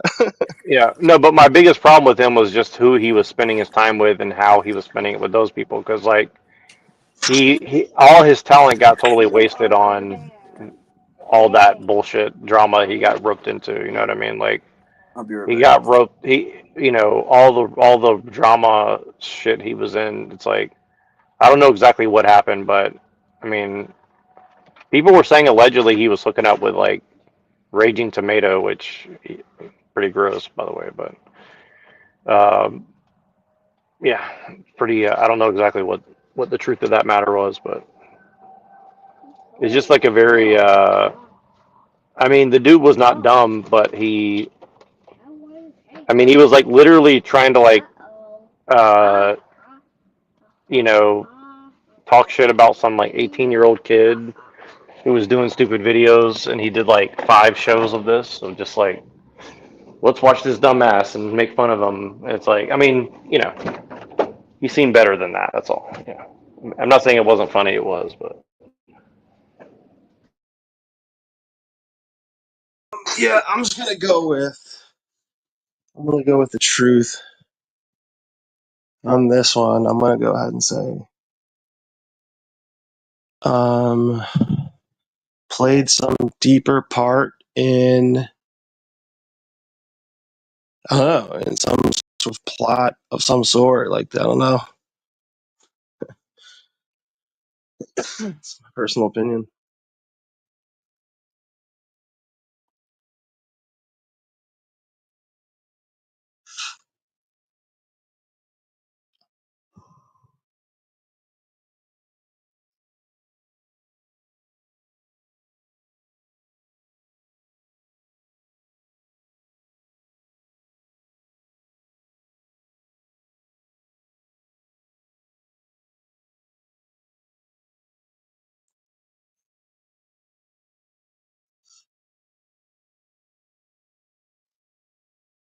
You guys there? Am I here? yeah, I'm here. I don't have great service, so I'm gonna be joining you guys in 1 second. But tell me more about Base Oracle. I missed that, feller. Mm, I don't know. He left the internet. Like, his account's gone. He showed up for, I don't know, maybe 8 months. And he was getting called out a lot for just being like, I don't know, shady in the way he was doing things or saying things. And like, he would drop by like everyone's like panel and just like straight up like ask him like, I'm pretty sure incriminating questions at some points. uh, stuff like that. I don't know. Not a big deal.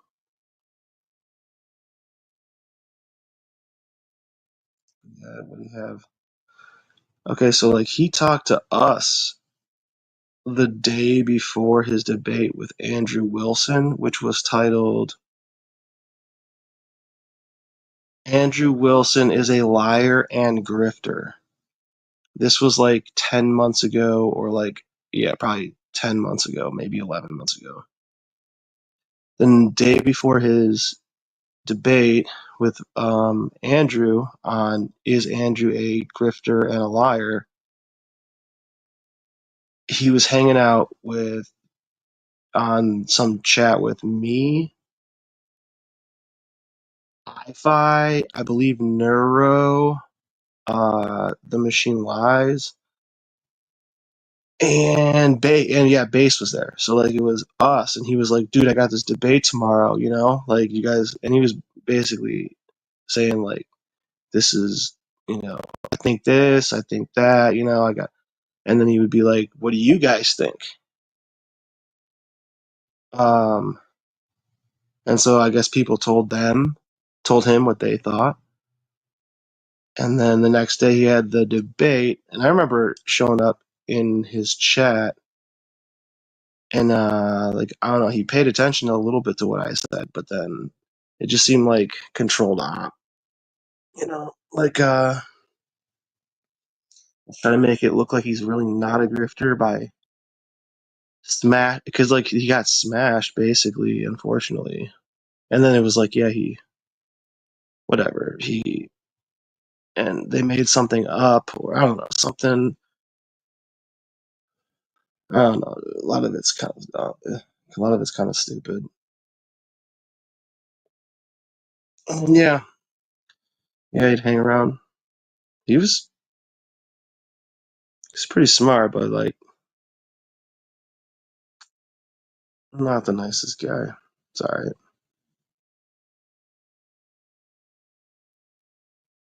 Is that good enough, Neuro? It's pretty much all I got. quite Yada da bing. informative. No, he was. I'm pretty sure. I mean, I'll put it this way: I tried to help him with his debate a little bit, and he didn't listen to anything I said. So I mean, I don't. And it doesn't mean like, oh, I'm so smart, but like, I gave him the ammo, and he basically just like, I'm telling you, he was supposed to lose from the beginning. Like it was a yeah, plot. I'm pretty sure. And I was very charitable about it. I actually told him I was like, you're gonna lose this debate because you're just not gonna. I told him straight up, I was like, you're gonna lose this debate because you're not serious about like defining terms and doing all that. I was like, if you go in and you Yeah, start bringing defining terms, evidence or anything of what you're gonna say. Yeah, yeah, I mean, I was like, dude, you're he gonna get literally didn't smoked. bring any evidence, dude. Like it was so stupid. No, And it's not and like he again, I didn't think, know that, because that's the thing. Is it's not like he didn't know that part. Like, dude, he hung out with so many people that should have been like, yeah, so you got like things in line to show him, right? Or at least, you know. And there's too many people that that's the part where it doesn't make sense. Like, how would you not have that shit? yeah, I mean, it's retarded. I mean, that's the whole thing, and that's kind Obviously, of where I when figured out that all this you stuff was like fake. I was like, this whole shit is just bullshit. not all of it, but a good majority of it. Yeah, no, not Um, all, not I all, haven't not got all, but most, as Jesse Lee Peterson says. no, dude. I've tested from what I've tested on other channels. Like, there's a lot of either like bots or just like 100% like very asleep people, or people like, or specific types of people have been funneled or something. I don't know, that are easier to just follow unnecessary degenerate trends in a very minute part of the internet. I don't know. I don't know, dude. I don't know, man. Maybe I'm crazy. Maybe I'm just high and stoned. Yo, the Jeez. controlled ops are the craziest stuff, dude. Like I've been looking in more into this stuff. Like, you guys know Father Peter Harris? You know him, right, NeuroJet? Oh, I know him and love him like a Okay, so brother. check this out. So there's this ecumenist that's under El Petadores, right? What a crazy name, anyways. But El Petadores is the Archbishop of America. That's what they call him. He's in the EP, the Ecumenical Patriarchate. Well, so is Father Peter Harris, but they don't want to give him a bishop or claim him or anything because he sometimes speaks out about ecumenism. But he still tells people like to stay in communion with these people, right? So here's the control opposition plan. It's like they funnel these people in, like Peter Harris brings them in with like a traditional sounding like understanding in the church, and then the ecumenists lead them into the condemnation, right? But they act like they're against each other, but they're really not. You understand what I'm saying? They're on the same team. It's wild. But you could like lay out this plan in multiple other Dude, I areas. just It like doesn't just whenever happen the within the church. Like this is a political scheme, Welcome, Mr. Oflamio. Thank you for having me. oh, hey, what's up? Are you really thankful? Actually, yes. Awesome. Okay, dude. How are you today, Mr. Flamio? He's dressed like a Crossroads demon again. This shit's crazy, dude. And I don't know how you're dressed because you never show up on camera. I Oh, did he last yeah, he night. does. Well, I never see him. You want to see me? You want to see me? You want to see my face? My balls? No, I'm playing. I know you are. I know you won't have a camera. Yeah, Me? No, So you have a camera, no he's been on Jack. You're a camera camera, Brown's boy. last episode. yes, I have camera. Brown's boy on. Yeah, I know he has a camera. I saw him before. So what's on your mind today? How did your gaming stream go? Oh, went good.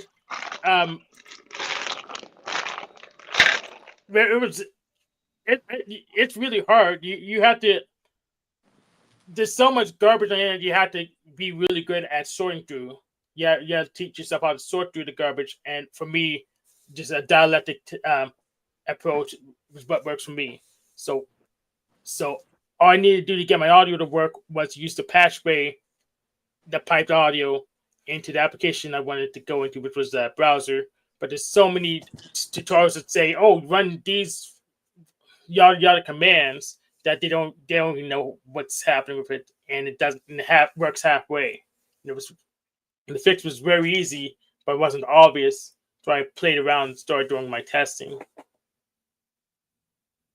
Well, I definitely am looking forward to the day where we can have gaming panels where we're all watching Hank play a game, and at the same time we're debating philosophy, history, all the other fun stuff that we like to talk about. Oh yeah, that'll be as soon as tomorrow. Benjamin had moved his weekly stream from Tuesday to Thursday this week, so that'll be tomorrow for sure. Well, I'm glad you mentioned Benjamin because I wanted to talk to you about your very real alliance with the Yahoods. What's going on with that? So yeah, I get my magic supply by the Yahoos. Yeah, a large part, not all of it, but there's like everything. There's a pipeline and stuff, and there's a large portion of my magic comes from the Yahoos. Really? Yep. Which kind? Which kind? Oh, there's Unseen Warfare. Yeah, you thought I wouldn't show up and say it to your face. Okay, well, I was wrong. Demon. You do, in fact, have a camera. I'm mistaken. Oops. When I'm wrong, I'm wrong. You're wrong. So tell us about this Jew magic that you're talking about there, Hank. We're very curious about this. Oh yeah, let's hear that. Oh. And I see this out of zero hate, believe me. Yeah, what was it called?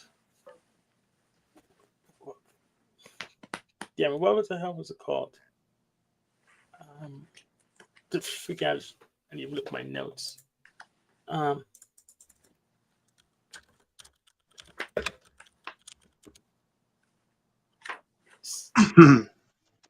Kabbalah, yeah. So basically, a lot of what's it called? New Age and technologies built on Kabbalah, and technology is basically built on dialectics itself. Binary is just a dialectic. For you turn something on and off, where you can distinguish one thing from another thing. So it's pretty much that simple, except then it gets complicated. I actually followed that. Yeah.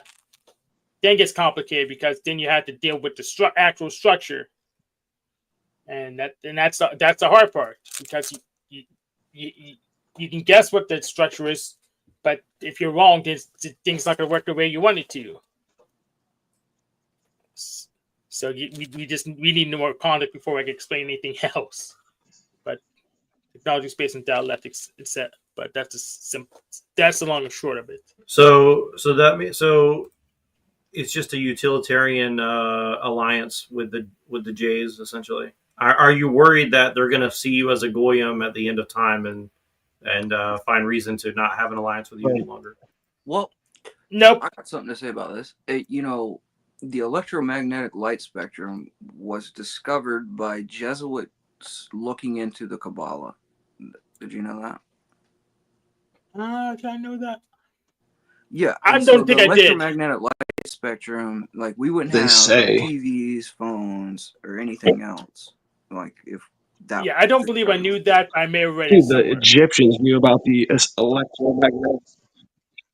Yeah, I don't think I knew that, but I think I may have read it somewhere.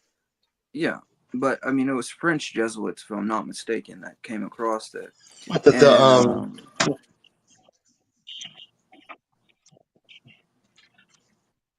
Also, Newton was religious. I think. What was he? He was Catholic, wasn't he? Newton. Who? Isaac Newton. Well, he said, you know what he said about the Kabbalah? He said it was Jewish backsliding into paganism, but he himself dabbled in it in like the occult, which is kind of it's a strange statement to say, but it is true. It's like Jewish backsliding into the Kabbalah, into paganism. Right. I don't think it's necessarily bad. I don't think it's necessarily bad. Well, Because sure it even is. even the Bible says there are more than one God. What do you mean, the Jays? Yeah, yeah.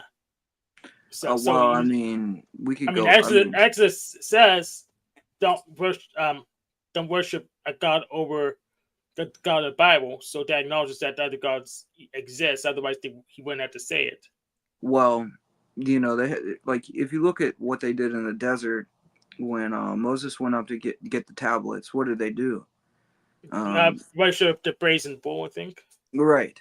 So they had a proclivity to sort of chase after foreign gods. You know, like they did this consistently. Like they hoard after other gods.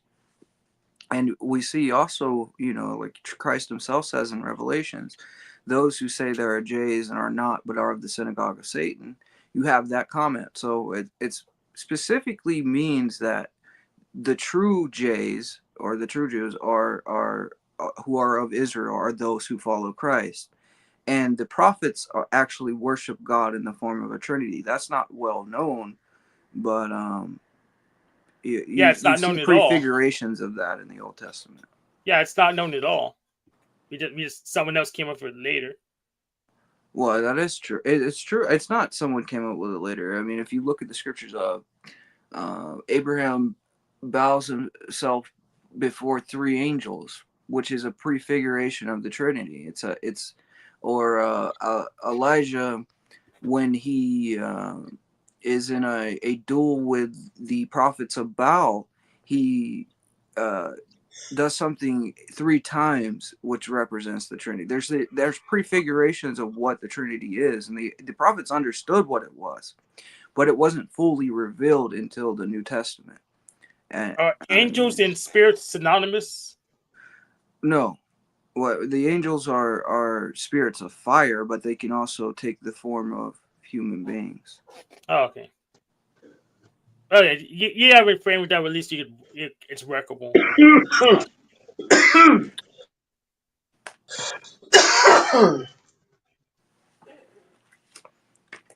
So, Neurojack, when did you and Bronze Boy have to start the truce, start the ceasefire?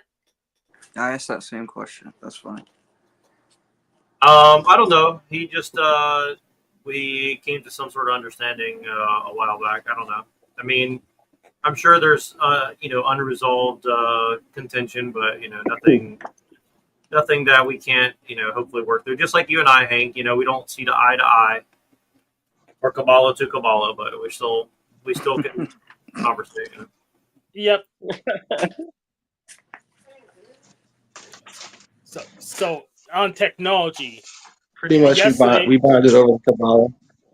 Yeah, so I think it spanned over like a couple of days. Like on Monday, Inspector Tarek tried to educate the Powder Dusty on the terms of service, but the only problem is that he didn't read the actual YouTube terms of service. He read AI slop, and it said a whole bunch of garbage that wasn't even in the terms of service. And I had to ask for a citation, and the next day I showed him the actual terms of service and what it actually says to correct him. So people falling for chatbots because they don't know. They guess they forgot what they learned in school about sources and citations and verification. All right, Hank, check this out. Do you see these? Yes. Who falls for All right, chatbots? watch. Bro. All right, you want them back? Do they allow you to do that in the? Oh yeah, I guess they do.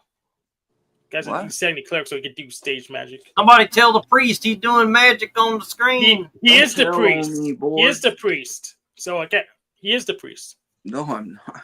He's not. Just the monk chunk. Oh, okay. You want to see my hood? Yeah, sure.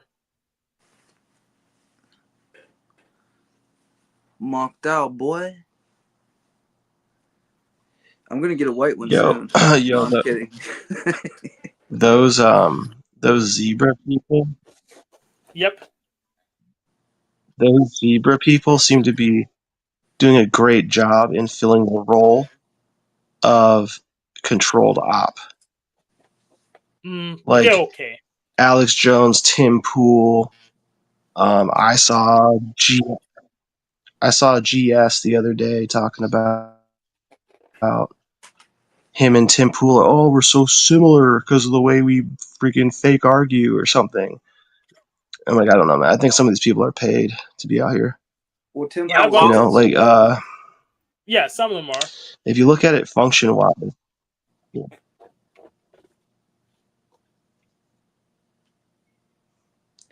as Well, far well, I as was Tim gonna. Pool's, it came out that the company that he's in, functional. he's paid by Russia. He's like paid $10 million by Russia, and the State Department found out about it, and there's a whole article on it. That's hilarious. It's absolutely true. It's crazy. Yes. And you know what it said? It said that he was paid to push divisive politics to the West. Mm. Don't you like finding out good scams though? Oh yeah, I do. Like Like, who isn't down for a good scam finding? Yeah, I love that finding was a scams. Like that's one thing I can bond, I think, with Hank on for sure. yeah. I hate scammers. I've You know, worst Yeah, I think people in the world. Illuminati did the scam finder grip for a while till her abuse came out. That was hilarious. Sorry, I think I'm lagging like huge. Lagging. Comcastic. I'm making a magazine, my boys. Hmm. See, I got all these like old Orthodox words. I got like almost every single one of them that came out from like the 70s. The good ones really, and all this like material is like here, and it hasn't been seen, I guess, since then. And the Orthodox Word's not printing these magazines because they can't really, because they would expose themselves. But anyways, so I'm gonna take a lot of these articles and like update them in a new form. It's gonna be sick. So, do you know how many articles you're gonna have to edit and republish? Yeah. What? Yeah, do you know how many articles you're gonna have to go through and bring up to date and republish for your magazine? You could do that, right? You could like take an old article and kind of Yeah, republish. Stick Sexenhammer does it for a living. So yeah, of course you can do that. Oh, okay. I'm asking you how much magazines content you had to work through. You don't have to like go get it approved, right? Like it's No, if it's old enough, it's out of copyright. So that's is that pre-Gutenberg press or post? I think it's both, but still so old you can republish. And Stick Hexenhammer, aka Taro Rorick, does it for a living. He republishes, and that's old books. Why do you hate Sticks and Hammer? I don't mind. I don't like him either, but I'm just curious why. Oh, I don't hate him. yeah, I think there's business in it, man. Like, you know, especially old books. Like, we got a library down there, and there's just tons of things that are just collecting dust. You know, like people don't know about, and like I'll like open something and I'm like, this matches up with today so well, you know. And a lot of the content like I post on my channel, it's coming from this stuff that I'm finding, you know. Rare. Yep. Yeah. I may do that in a more gray area. Old software's new enough to be under copyright still, but if no one's enforcing it, then it's up for grabs as far as I know. Maybe I talked to a lawyer about, but don't enforce the copyright stuff for grabs pretty much. I mean, I'd imagine like if you just kind of switched it up a little bit, you know what I mean? Like, I don't know, you could take an article, even if it was like a newer article, and like make it your own in a way, you know? Oh, absolutely. That's not that difficult as far as I know. But I would, as an academic, you just probably keep track, at least probably keep track of your sources, or actually just keep track of your sources your sources and cite them properly. That's probably just best for everyone. Yeah, I've gotten better at that. Like I used to just kind of like post things without a source and like whatever, I didn't care. But yeah, I've been using them a lot. I've been doing that a lot more now. Mm-hmm. I don't know where just come in. Let me go get it.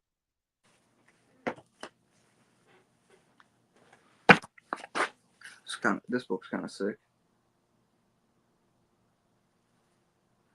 It's Saints of Ethiopia. So Hank, I have a question. What do you think the zebra people are up to? What is their deal?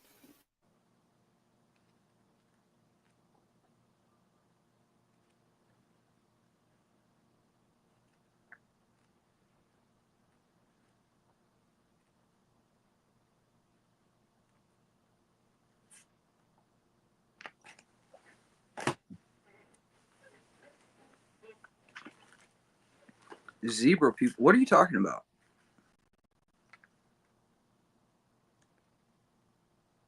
Hank knows what it is. I don't know. Where did he go? He left or something? I mean, he stepped away. I don't know. He said something, and then other dude left. Brown's boy. I think he said he had to step away for a second, maybe.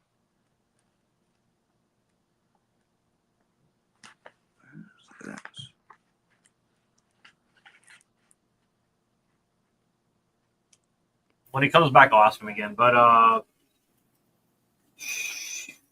well, I was gonna play something. Let me just show a little something while we're waiting.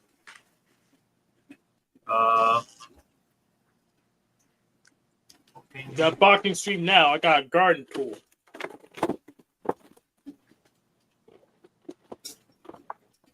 Okay, Hank, what's the deal with the zebra people? What do you think they're doing? What are they up to? They're just trying to get self-esteem juice. That's and a lot of them are welfare.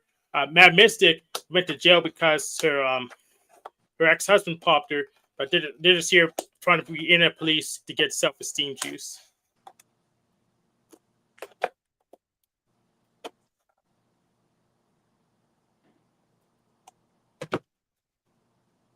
Basically, not really a threat. So it's just a big LARP or something? Yep.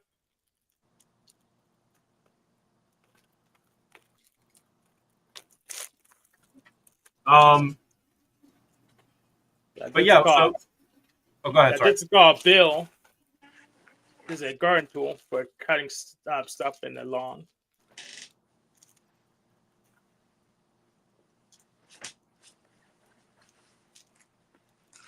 What is that? It's called Bill. It's a garden tool. What are you going to use it for?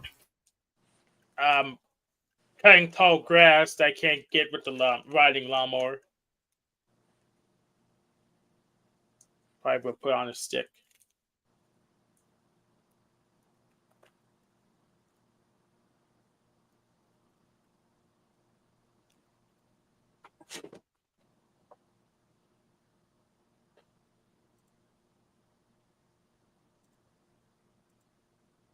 Sounds like a sickle. Yep. It's like a sickle, but it's in a little bit different shape. It's right. Kind of functions as a cross between a knife and an axe. So, well, I guess I'll just go ahead and premiere my new position here. I'm going to join neoliberalism with Hank. Yes. The Jews did nothing wrong. The Catholics are great because, they're all running the big scam. And I think if you can't beat them, then you just join them. Exactly. I think Hank had it right all along. So what's your contingency plan if the Catholics and the Jays go against you later on? I'll join something else.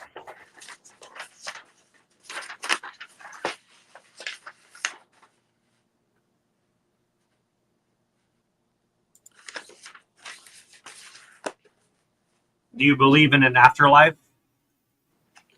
Oh, of course. So after we die, our parts get recycled.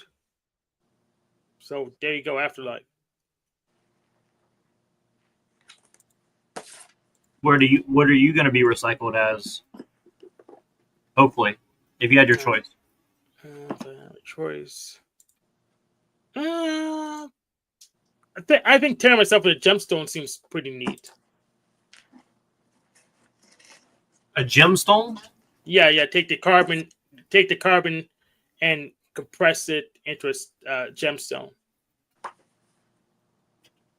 Sounds very Jin-like, like DJINN. Yep. I like it. It's a good one. Have you ever seen The Walking Dead? No, but I heard a lot about it. Okay. I'm going to share this a little bit, and we're going to talk about the Kabbalah of... You know who Matthew L. Raphael Johnson is? No. Blew it up. You do, Kank? No. Say it again. Sorry, I didn't hear what you said. Sorry. There's a guy named Matthew Raphael Johnson, Dr. Matthew, but he's got a couple books I found over here. I don't know. I think he's not the greatest person for whatever, but he has some good works. He's got one right here. So The Foreign Policy of Mass Society, the Failure of the Western Engagement in the Islamic World. He's got like a couple pretty interesting books. Oh yeah, it was a massive failure for the Iraq War and stuff. Massive failure. Walking Corpses.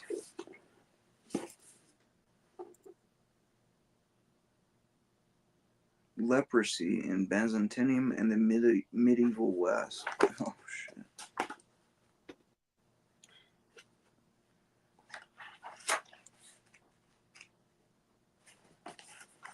One might say a loser failure. Oh man. So do you think? How do you feel about the whole Israeli-Palestine thing? Are you asking him or me? Hank. Oh.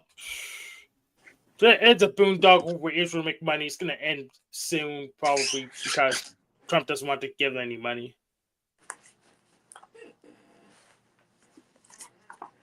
You said Trump doesn't want to give money to the Jews? I mean, to the Israel? I don't think he does. He's already raising taxes. I do not think he wants to share with Israel. So Joe Biden. Why has he released a law that's against anybody saying anything that would be against Israel? Oh, because I guess that they control they're his camera crew. I guess that's probably why. Doesn't want to take off his He's camera. definitely in their pocket, Hank. You know it. Stop. Yeah, he's in their pocket, but he doesn't want to pay out. So.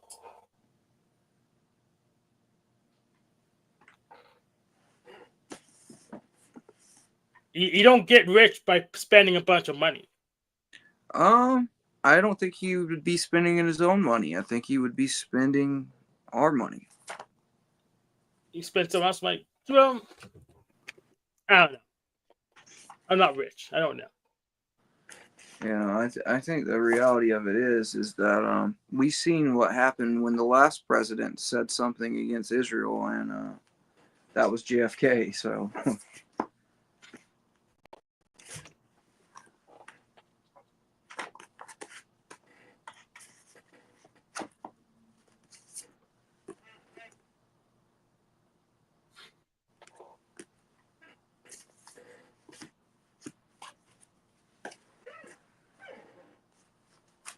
I mean, I think there's a lot going on. I mean, it's a complicated situation. I think, I think Israel has every justification to do what they're doing, but that means everybody else has the same justification for everything they want to do. So, yep. If that's the case, then we're just back to might is right anyway. I mean, that's exactly. That's basically where all this leads back to, in my opinion. So. Yep, it's might makes right all the way down. So what do you think about India versus Pakistan? I watched some weird video of like them having like two guys dance it off with like these like chicken looking helmets on. You know what I'm talking about? Yeah, I don't know if that's really a true picture of what's going on, but yeah, I mean, I don't that'd be either. That's funny. the only thing I know about it. I don't know. I think that they want a distraction from everything else. Like I said it yesterday. I think they want to blame China and India for all the problems and ignore Russia, Israel, America, and the stupid shit they're doing. That's my personal opinion. So. It's a good if you know. I think it's a big distraction to get everybody worried about some other bullshit. Which I'm not saying it's not important, but I'm just saying like, you know, it's a good way to get people not talking about stupid shit that we're all involved in. You know. Is it? I mean, yes, it gets it out of the mainstream media, but still, there's nerds that talk about anything they want to. Say that one more time. So it gets it out of the mainstream media, but there's always special interest nerds talking about whatever they damn well please, such as us.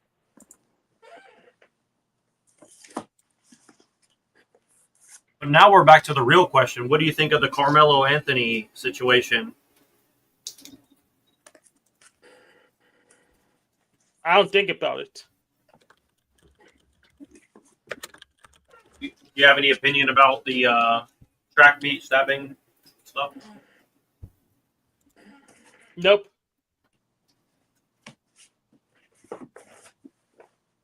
How about the Shiloh thing where she called the little boy N-word and everybody gave her money and stuff? Well, that's weird because black people abuse black people all the time and they're not getting paid for it. So that what ticks me off. Yeah, my father belted me since I was half that kid's age, and he didn't get a payout for it. So that's what triggers me. That's what Owen Benjamin said too. He's like, I say the N-word all the time. I didn't get paid. Exactly. And what else? So I mean, there's some black people get triggered over the magic word. It doesn't have an effect on me. I guess maybe I'm dead inside, but I don't get offended over a magic word. Well, This doesn't work on me. if people got rich off that, Tommy would be a billionaire right now. Exactly. And he's couch surfing for Jesus, so nothing's weird's going on with that. Yeah, I mean, I don't know. I think it's a big distraction. It could be fake. I don't know, but I think it's just a weird. I think they're trying to push racial division. You know, because Communism. Yeah, but that's communism. more or less. If we're busy fighting each other, we won't say like, "How about zero interest loans?" You know, or something like that, right?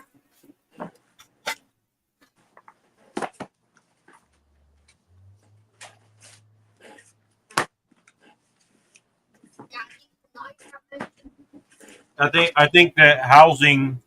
I think that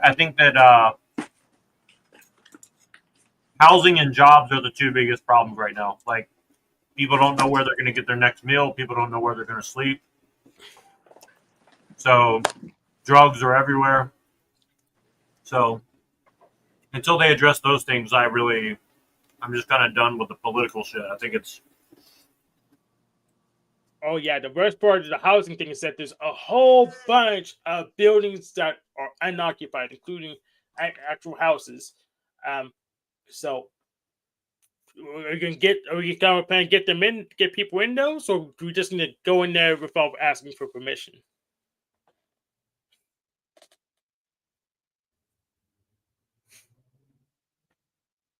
Like, honestly, I think that any company or people that are trying to own more than two houses should be like have their houses taken away from them at some point. Like I think Airbnb should be illegal, personally.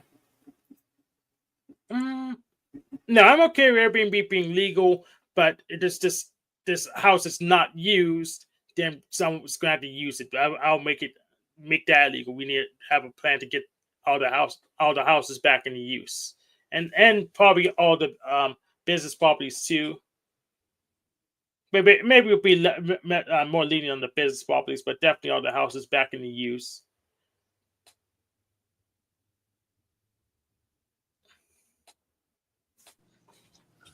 I gotta go do a few things. I'll hit you up.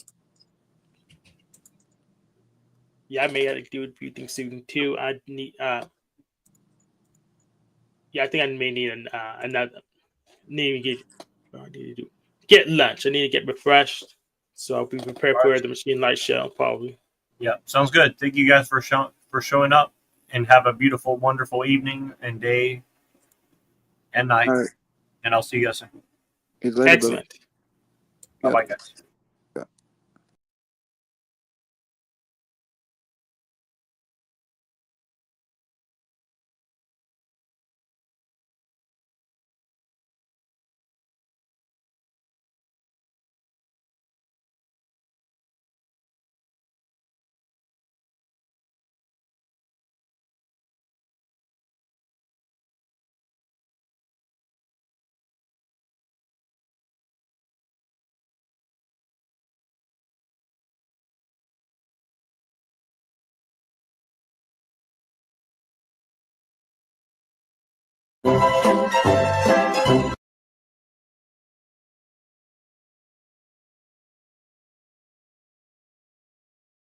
Like that.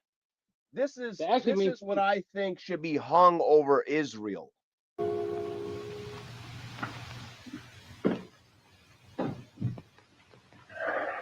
All of the projects live in, we can go ahead and hang this right on top of every building.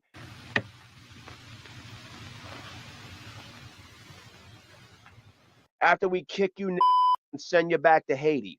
What do you think?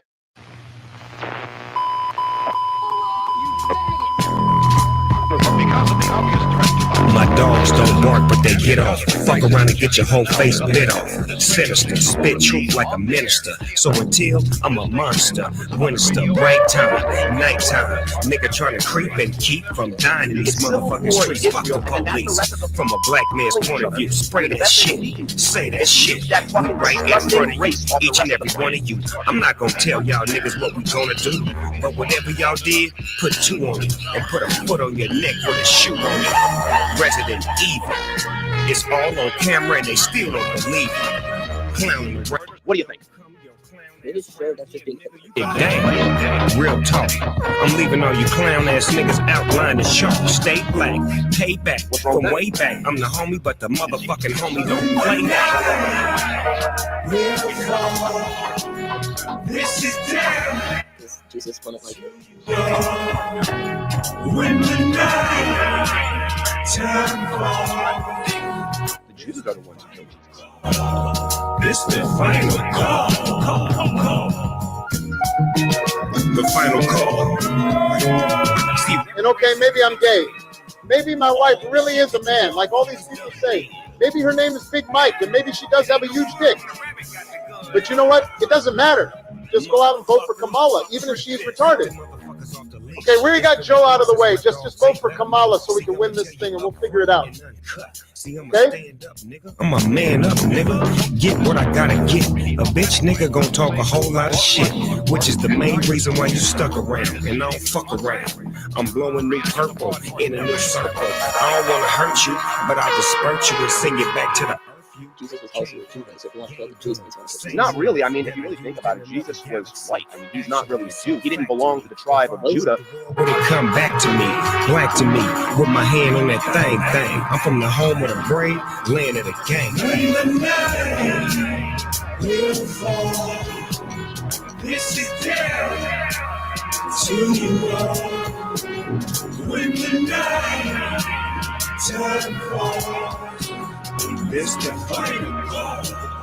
This the final call.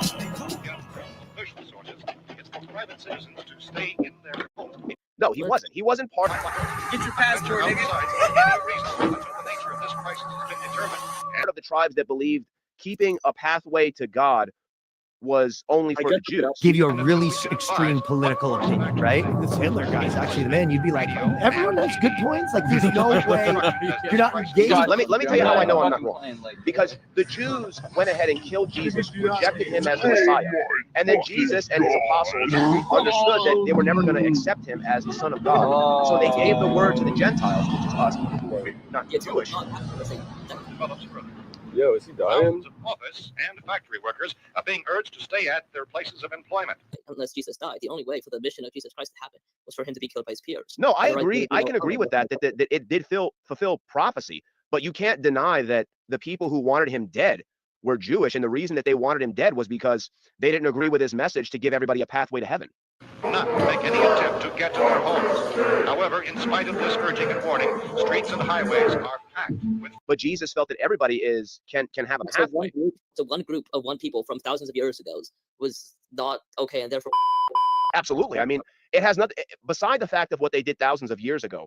I mean, even right now, they're doing the same sort of degeneracy. I was actually thinking about naming it In Praise of the Devil. Theories of deification between transhumanism and Eastern Orthodox Christianity. They're the ones who are pushing the LGBTQ garbage in schools. Segment of Protestants that actually view transhumanism as part. They're the ones who are getting positions that they want to open up the borders and allow all of the sand of these horrible people from third world countries to come into Western countries, take up our welfare system, suck up all of the taxpayer money. I mean, if you look at places like the Southern Poverty Law Center, a lot of them are Jews. If you look at the ADL, they're all fucking Jews, and they all advocate for the same thing. Pretty sure you're going insane. No, I'm not going insane. I'm just telling you how it is. Also of the coming New Jerusalem, which is what the historical transhumanist techno-millenarian movement. You don't know, right? Because you're a dumb son of a bitch. Was rooted in is a returning to Eden, a returning to the garden, a returning to Adamic knowledge before the fall. That is Hollywood. Oh, you want to be real with it? I hope, no, it's the fucking Jews, bro. And we exactly. It's the shadow in the dark, in the park. It's a broken, faded bird. You learn to call your Saying in Spanish, no, we won't go. Listen, motherfucker, you're going. You are going back to that fucking third world cave that you came from. You're leaving our country.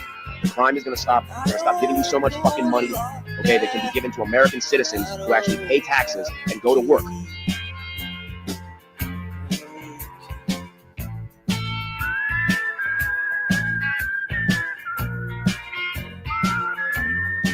we should go back and abolish all of our form of government and go back to gun control and hanging people in the street when the fucking community sees fit. I like it. Very small accounts, a large portion of right of center accounts. Almost no one in what I considered my world does anything remotely like this.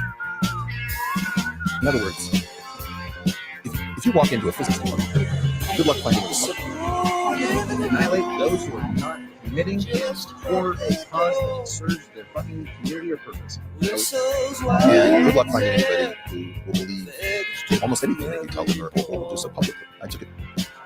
Shows a spectacle of falling, sevens to their throat. Shows a spectacle of falling. Tour through the East Coast, the corridor of great universities, from Massachusetts down to Philadelphia. And I have many friends and colleagues in these departments, and they take me to their offices and all close the door. These are mathematicians and physicists. And they are living in a world in which it is simply too dangerous to dissent, to ask questions. We'll eliminate that, but they don't really have a party for that. You know what I mean? Not yet. I think eventually we will get that party. I think. Nope. She's down, Joe. I think they found out that she's retarded. Now we're basically fucked. I believe, and this is a personal opinion, any good world leader would initiate some form of EMP that would annihilate the informational age, the technology we have, set us back to the 1880s. Send us back to the Dark Ages, right? Maybe not the Dark Ages, but look at how we were doing in the 1800s when things were mechanical and people actually stood up, woke up, went to work, and lived a life. Right. Now I think I understand where you're coming from. Greed in this epic television event. It's an all-star word from our finally opens its borders to the world, welcoming immigrants from every corner of the globe. Doctors, engineers, and experts from Africa, India, and beyond. Your skills are needed here. Israel embraces diversity, knowing that it is the key to our nation's survival and growth. With technology nowadays, everybody's so focused on their devices that they barely look up to see how bad things really are. Free healthcare for everyone. In Israel, we believe in building a society where opportunity is open to all. Refugees and immigrants receive benefits that ensure a better life, better even than what Europe can offer. Here, your talents will be valued and your family will prosper. Well, not even just how bad things are. I think that the main communal downfall is the fact that people don't know themselves. Going out to eat, flirt with the waitress, ask the waitress if that's her real haircut, ask the waitress where she's from because you like her accent. Do this just to fuck with short. And number 3, when y'all get dressed and get ready to go out, you look her up and down and you look at her and be like, damn, is that enough makeup? Or Israel needs diversity to survive and thrive. Migrants across Europe are planning to relocate here, where the promise of a better life, real opportunities, and a welcoming community await. We believe that race mixing is not just a possibility, but the future. But who pushes that ideology on our populace?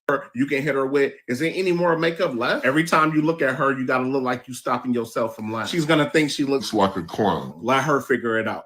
Who do you think? The ideology is pushed by not only social media. It's look at our programs that we watch. Our Future of shared success and unity. Join us in building a diverse, united Israel, where everyone has a place and the future belongs to us all.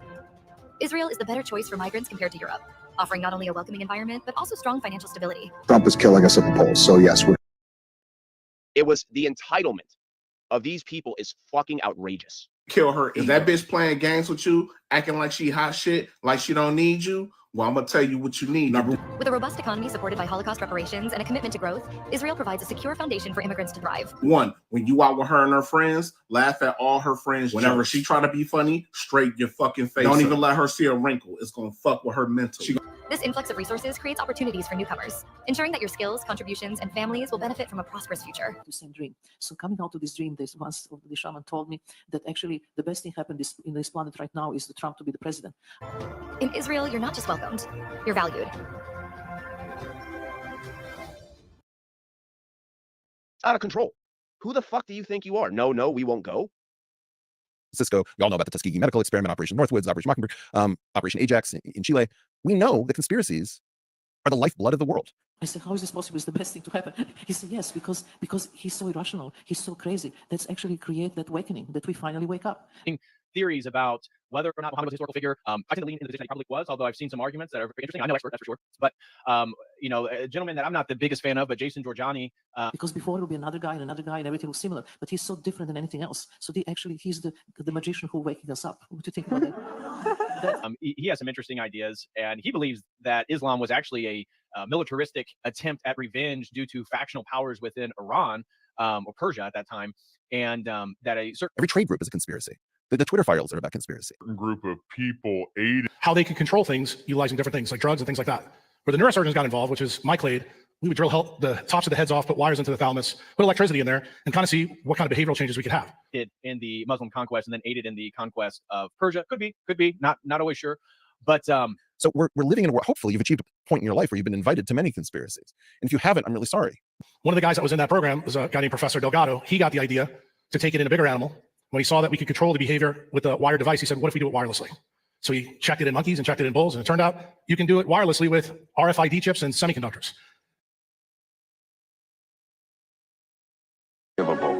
He put a girl on the team. Boys, I'd like you to meet your new pitcher, Amanda Wurlitzer. Girl!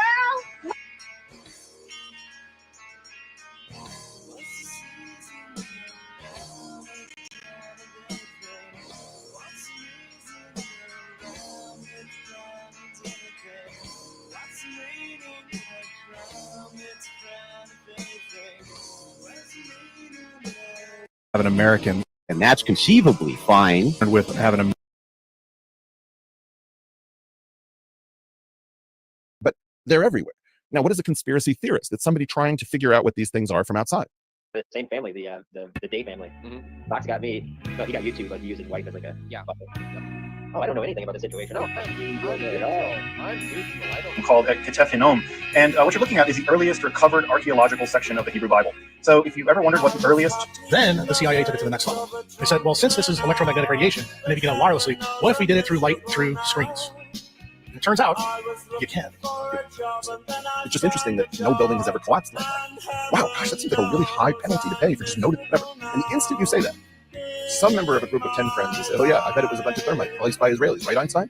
You know, you're thinking, wow, gosh, that seems like a really high penalty to pay for just noticing. No building's ever collapsed. That's the reason why all your computer screens have the frequencies they have. So why is this all important? Well, the person that set this meeting up between me and Bobby is the patent attorney that made sure that Google and Meta have those things, so they can control the things that we all do. Where did the original idea come from that started off in anything else with the CIA? You're going to be surprised when you hear this. It came from the mafia in Las Vegas. They wanted to build a new city in the desert. They closed it all, blacked out the windows, invented slot machines that were blue lit, and they found out that they didn't have to take a gun, stick it in your face to steal your money. Then they even got smart. They said, let's give people free alcohol while they're doing that. And they found out they got the money quicker. And that's when the CIA got the idea to start this program. That's really how it started. So for those of you in the room, you probably people, Adam, who have a copy of this screen. Me and Andrew Wilson. And they're already making ads. We're pulling them out. Do you really think you're going to get to the whole screen, Adam? Do you really think you're going to have access to all of the details? You're going to take tickets here and there, their side not has that. They already were doing it. So pray up, Adam Green. You must unblock me if you want me to release the whole thing. Especially the Collins and Chase. Because I have that whole thing. They might just edit out the Collins and not post them. So the ball's in your quarter, Adam Green. And the emotional component of all of this. When man cannot be individual, because like Hegel says, it's a truism that your individuality is innately tied up with visions of other people and their visions of you and the approval rating and all these kinds of things, then you are living, as time goes by, as history passes, you actually are constantly living with the feeling that you're not whole. You are not individual. And so then your mind starts creating this sort of fictional, analog individual self. It's part of the reason why we like to watch movies with Clint Eastwood and Arnold Schwarzenegger and other sort of movies of that ilk, where you have these big guys, you know, the big projected Superman types, who then addiction. So the earliest fraction, the earliest text we have of the Torah is actually an amulet, a magical device put into a tomb, very likely to protect the dead, perhaps from malevolent supernatural forces. So in many ways, we might even say that the first appearance of the Torah in history is a supernatural, mystical appearance. Know anything? Just the guy that I depend on for money coming in, but I'm not following any of that. I got something in my hands, throwing a bone. What an absolute idiot. Well, so he went on this whole thing. I don't represent that feeling of against them. he's the stranger. He's the strong individual person who thinks for himself. He's monotone, and so forth and so on. He takes the law into his own hands and do what he wants to. Is it related? Don't know. I just think it's weird. So the people that were did two different process churches crop up? Because I know they're defecting basically from Scientology, but I thought that was London area. Bobby, if you're God and you're ever creating, doesn't it follow that you can't not create? Because usually women identify with this enormously and men do as well. But go one step further. The religions have created their Jesuses and their gods to actually be that projection, to pacify the outsider. That's what it is. That's what God and Jesus are. And that's why you read in the story of Jesus, which was very well contrived to make him appear to be a renegade within his own society, to be betrayed by one of his own, to be against the state, the police state, the Romans, to be against the Sanhedrin and the Jews. You see, so this Christ is a perfectly contrived character who represents that individuality. Honestly, I think abortion clinics should be. I think that the DeBrimstones were given orders to run a separate operation because no fair game was ever run on them. Whether that's true or not, it's in the Bible, and Roman history says that. I'm not even attacking Jews. Whether they said the moon is made of cheese or Jews didn't kill Jesus. Part of the reason why people believe in these gurus and glowing sort of iconic figures. And then, of course, the martyr's death, the lonely road to Calvary. And then they wheel that image out every, so often to make you, again, it's a very popular archetype. There's one auditor publication the year that they're declared, and then they're happening to go down to like the Bahamas, Mexico. The Church of Scientology records say that they were doing paramilitary training. Say it. And so I don't think you're wrong. I just think you're only covering one sector. You identify with limbically and emotionally because you don't have that. So the system creates individuals on all sorts of levels who have this existential aura of individualism. The process narrative is that they're beating themselves in huts trying to find Satan, or Satan's finding them. And so if that's the case, could Allah create a world for us through his will if he couldn't not create it? It wasn't a choice because he's ever created. But then as soon as they get incorporated, they're super plugged in. They're getting incorporated in Louisiana. Tommy Bahama, who worked under Guy Bannister for the FBI. He was a wandering bishop. I think they also be something and fucking hit the ground. Is that bad? It's just I don't see it as they were defecting. I think that they were sent out as a protected sort of cover for Scientology because they were moving in lockstep with them all the way from day one. You would, yeah, you thought that maybe he thinks that's what you're saying. I see Jim Bob try to have as much difficult passage as he guys out, but not false idea. This maybe unreflected idea of just progress, more progress, more progress. You know, and not create. Right? There's no free will there, right? So if you just create it from love, right? You didn't create it from giving his creations the opportunity to know him. You just just create it. So when Maynard comes up with he's a process theologian, comes up with this online example, and he's looking at dialectics and dealing with Calvinism, and then goes into process theology. None of this people I realize the problem is a few Catholics that follow our language, and so God, exactly as Jay Pollard said, God's not restricted by this, therefore his knowing is a cause of our doing is what allows him. This is also, by the way, necessary why to show the essence of energy thinking, because God's will and his power and his knowledge are identical. Then anything he knows, he also will. Free will and attribution error? Yes. That would be a form of contradiction if you were to use your free will to either point to that. You wouldn't get that if that was true. Yeah. How would you know? It's singularity. Makes free will nonsensical, right? Well, singularity is a mathematical term the atheists tried to make in a material sense, and it's falling apart. Creation becomes not a will thing, but an emanation. It becomes a necessary predestined thing. Great point. Excellent. Thank you. Let's see. Does anybody disagree? Which Hubbard was a master at manipulating. All this is not really science, but only Scientology. This is 1908. It is language. It is the magic lullaby in which the shapes of things melt and reshape themselves forever. And so, when we try to stop that wheel we call the mind and look between the spokes, at once the all thing, in its turn, begins to spin about us, and all which it contains to slide and glide away, as in that wondrous story of creation handed down from Finnish sorcerers of old, when the wizard, whatever his name is, comes into the hall and sings, and while he sings, the swords vanish out of the hands of the feasters, and the cups vanish from their lips, and the tables and the walls melt and fade, and lastly, the hall itself and all within it melt and fade away, and only the magic song goes on. To me, that sounds like Hubbard just gets into your mind, and this also sounds like an acid trip, something from like Alice in Wonderland. And kings and righteous judges, such as the famed Daniel, who's actually going to reappear in the Hebrew Bible book of Ezekiel. That they are divine progeny, though, capable of dying, gives them the right to rule and judge, with this theophoric Resh Pei Aleph being popular among Ugaritic names. The texts even indicate where they are said to have emerged, somewhere in the Bashan region in what is now Lebanon and southern Syria. In fact, Psalm 65 in the Hebrew Bible seems to record a very ancient memory where El, again the main god of the Canaanite pantheon, first dwelled on a mountain in Bashan before being transferred for political and cultic reasons to Mount Zion in Jerusalem. Indeed, this notion seems to be a reference to the period prior to the time before the fusion of Yahweh and El into a single deity. In a handful of Ugaritic liturgical texts, including a memorial for a deceased king and a coronation of a new king, we learned that previous, now deceased kings actually stand up from their otherworldly thrones to greet now dead kings into the afterlife.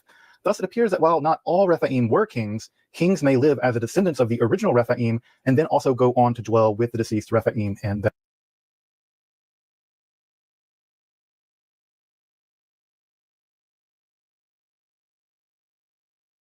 You have a yellow fever. Why are you still watching this video? You have yellow fever. What kind of people are gonna watch this video till the end unless you have yellow fever? A little bit of a smirk on their face that America is going to be theirs, and that Jewish people were going to help them to colonize America, Canada, and Great Britain. And have no consequences. Recorded really soon. Yeah! Everybody's excited? You know what this is? You're gonna go support this gay ass administration? It's Indians, Jews, gays, cocks, bitches. BioSync Smart Toilet Nexus 7. This is Little St. James, aka Epstein Island, because he's the face of it. Again, the useful idiot. That's an access agent. We're talking about an access agent. A useful idiot is somebody like fucking what's his name that did the interview with Putin. Tucker Carlson. That's a useful idiot. Oh, that whole interview he had with Putin. All that interview did was take Vladimir Putin and give him a pedestal with the entire conservative part of the United States. Combine our technological systems with natural systems. Right, these two ideas are part of these two different notions, right, of Discordian ideal of the archaic revival, right, bringing the past into the future, right, and also this notion from accelerationism of bringing the future into the past. But Elon, I think right away of Elon Musk, because Elon might seem trivial, but what does Basmat mean? Basmat literally means musk. Basmat is bosom. Bosom is a fragrant smell, a fragrant spice. So you have Basmat Elon, you have Elon Musk, and you have the Yanuka Rav. So make of that what you want. I don't know why that jumped out of me, but maybe it has something to do with everything that's going on in the world today. Who really is the monster? You start to see that this guy, he's truly the monster. That he's more likely and liable to actually air out an entire room than Deshaun, than a black person. So they would not behave like the other chocolate fries. Irritating bunch of motherfuckers I've ever had to endure for more than 5 minutes. Ask for Chase Haggard. He'll point you towards people that are qualified to answer your questions. My friend? Oh, wait, is that only for Christians? Is that only for white people? I've also been warning people about this scam, this psyop that they're pulling on some of our most precious, good-natured, intelligent people, duping them into becoming Amish subsistence farmers. And then the answer would be power, because whites have all the power. It's punching down. No. Jews have a lot of power, and they do not like Jew jokes. Because I'm a Hebrew solid girl, and what I'm doing is wrong. Let me ask you a question. Why do you still hold these Nazi ideas? You got any better ones? This is David Duke, and no matter where you might be in the world, I'm wishing you a white Christmas.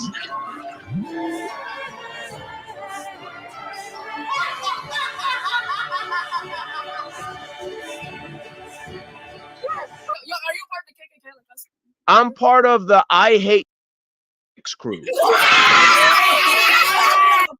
Yeah. I don't know if you heard, but Trump just actually appointed Elon Musk to be part of his government. So that's and spending their entire lives working the soil and teaching their kids to do the same instead of educating their children to enter into academia, into the professions, into the CEOs and leading positions of our great companies. The profession of comedian, especially in America, is different. And the way to not be a shill, which I've fought for and suffered for greatly, but I'm glad I did it. I'm not complaining. You can't pick sides.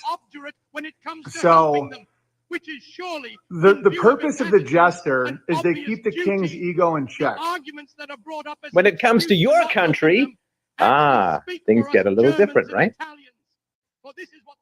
Okay, these constitute a new sort of leftism and a new sort of right-wing politics, right, on an international scope.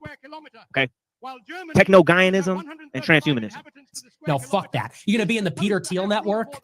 That's the grand irony. People say, well, I'm not a groiper. That guy's a... Okay, what's Peter Thiel? What's Peter Thiel? Literally, gave an openly... For hundreds of years, Germany was good enough to receive these elements, although they possessed nothing except infectious political and physical diseases. What they possess today, they have by a very large extent gained at the cost of the less astute German nation by the most reprehensible manipulation. Discordianism and accelerationism, right?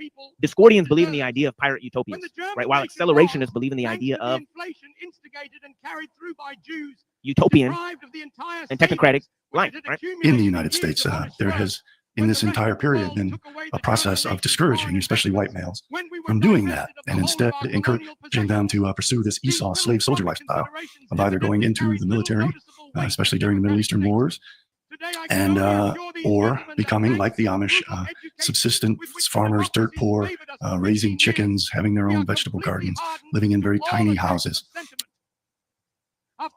Okay, the stockholder capitalism, right? Resource-based economy, right? You get really offended. Indians in America make more per capita than whites. I mean, well, I'm not saying that they have a right to not let him in. I'm just saying it's probably not in their interest to do it. We witnessed over 1 million German prisoners of war being come on. confinement for no reason at all. The snake in the bushes goes hiss, hiss, hiss. You know you're squirming. Right, I don't mean to be mean, but you understand this is a bit tough to hear from the outside, right? only what they wore on their backs. We had to endure having millions of our fellow countrymen torn from us without their consent. They don't even care. They support being gay. They support being a Fed. That's who pays them. They don't like me because I'm anti-Semitic, is what it is. So they project what they have onto me. For this reason, Chinese make more per capita. It's not about power or money. A lot of whites in America have no power or money, and they don't get offended. Well, Jewish people and the Asians, we're going to pour in and take over all of academia, fill the universities with their own students, gain all the professorships, promote all their people into the highest levels of corporate America, take over all the companies. In the 2000s, it really became taken over. The tech companies gave them the greatest political power. Okay, these are going to constitute a new sort of opposition, a new controlled dialectic with each other, right? That tries to merge science and spirituality together, right? What they want to create is a mythos for mechanos. Right? It's a hard job, but when the king kills the jester, the kingdom's about to fall. Above all, German culture, as its name alone shows, is German and not Jewish, and therefore its management and care will be entrusted to members of our own nation. Narcissism. A new mythos for the mechanistic worldview. They've been attempting to do it through science fiction and etc., the occultism and etc., right? Example to the young people to help save the planet from extinction. I love walking in the park, and I love people. I don't love people. I love people. Happy, happy, happy. And how technology relates to our ability to craft and utilize symbols, right? And how the most advanced version of technique is actually communications technology, right? That's why you see the furthest advancement in technology and communications technology, right? Okay, and developing means that, okay, you could set up systems of communication between all parts of the earth, right? All right. And we looked at Mumford's predictions that this would happen rather soon. Just in the 1930s, he was predicting that there would be international communication systems set up, right? Okay, that became a reality during World War II, right? With the invention of cybernetics, right? We looked at the foundations of internet and global communication systems, right? And we looked at some of the psychological implications of the establishment of those global communication systems, okay? So what happens is the ego, the narcissism, the other, the demon, the shadow, when it overtakes a culture, the culture's about to break. Little preview for today's stream. It's all about how my job is basically a very hostile anthropologist. And I'm proud to be Honestly, wages are kind of cute, you know. You know, I've been to China. Tremendous place, really. And let me tell you, folks, there is a way to spot. It's not this fallen slave Christ bullshit. I'm a bad Christian. I might be some of your only gateway doors into a chance. And I wanted to talk about racial offense because I hear that Muslims are loyal to Islam above most things as well, which just adds to the problem. Islam above all things. And I'm not saying they shouldn't be at all. I'm saying that they are. You have they don't bring me up for the corporate stuff, man. They know I've willingly gone against the order to I'm kind of like the most Amish of the non-Amish Christians. I was born and raised a Christian. I had to know some things for myself. And ain't that just the way the beast system? Ain't that how the devil is? Call it whatever you want. Communism, fascism, despotism, collapse, tyranny, starvation, whatever. What happens is people offload their accountability. They don't take responsibility for their actions. Muslims are always going to show allegiance to God in front of the nation. The reason that Judaism, why there's an issue with the power, because I never said it was all Jews. I think it's the Zionists that show allegiance to the racial aspect of Judaism rather than the religious aspect. And there is no racial aspect in Islam. In Christianity, for example, I see what Nick is doing, and I think that there's a small flaw, is that he sees the issue with Zionism and how ethnicity is tied to faith, and it's almost like he wants to do the same thing. You talk about how we need white Christians, white Catholics, but there's no idea of whiteness, and there's no idea of race that's written into Catholicism. It's called victim consciousness. And that's how humans are sometimes. All the good advice or best practices you can share, I don't expect them to take them or accept them. I try not to give them. What causes offense? It's going to be America's going to be Vice President J.D. Vance. Mine his ancestor Abner here. Well, I think that's not only what I'm saying is correct. Not only do folks know that, I think this is the dark secret. What I'm saying is whether or not J.D. Vance realizes that this is why he's in the position to be vice president. Because Abner is the son of George Washington. So if I did Planet Nictar about Candace Owens and showed a watermelon and fried chicken and an afro, It's time to get tough. We need a COVID law response to anti-Semitism. we're waiting. Okay. But if you freak out and the demon comes out, then that's a problem. And men keep each other in check with jokes. We do not kill people in cold blood to resolve policy differences or express a viewpoint. There is no chance my skin begins to burn. So that burns inside. Don't infuse their self-pride. All held captive out from the sun. The sun that shines on only sun. With a maker. You have yellow fever. Baka. Congratulations, you're in the right place. Life is better with Asian girls, especially Japanese girls with Aussie accent. Says, how's business? The other one says, great. The current state of See, he Western gets it. civilization is social media such, platform, it is get so a Tesla to stay mobile, use anti-human Starlink for and the so best internet, and bereft of any significance And and he meaning. began to speak in distinctively Russian, And human beings are not neo-Orthodox, not the theology, neo-Orthodox, Orthodox Christian. That is You also got to part of come the talk equation. to a nigga on this podcast. The more Hey, blood. Political opponents is I refuse to be their puppet. I have no love for Assad or Gaddafi or any dictator. I just hate Al Qaeda.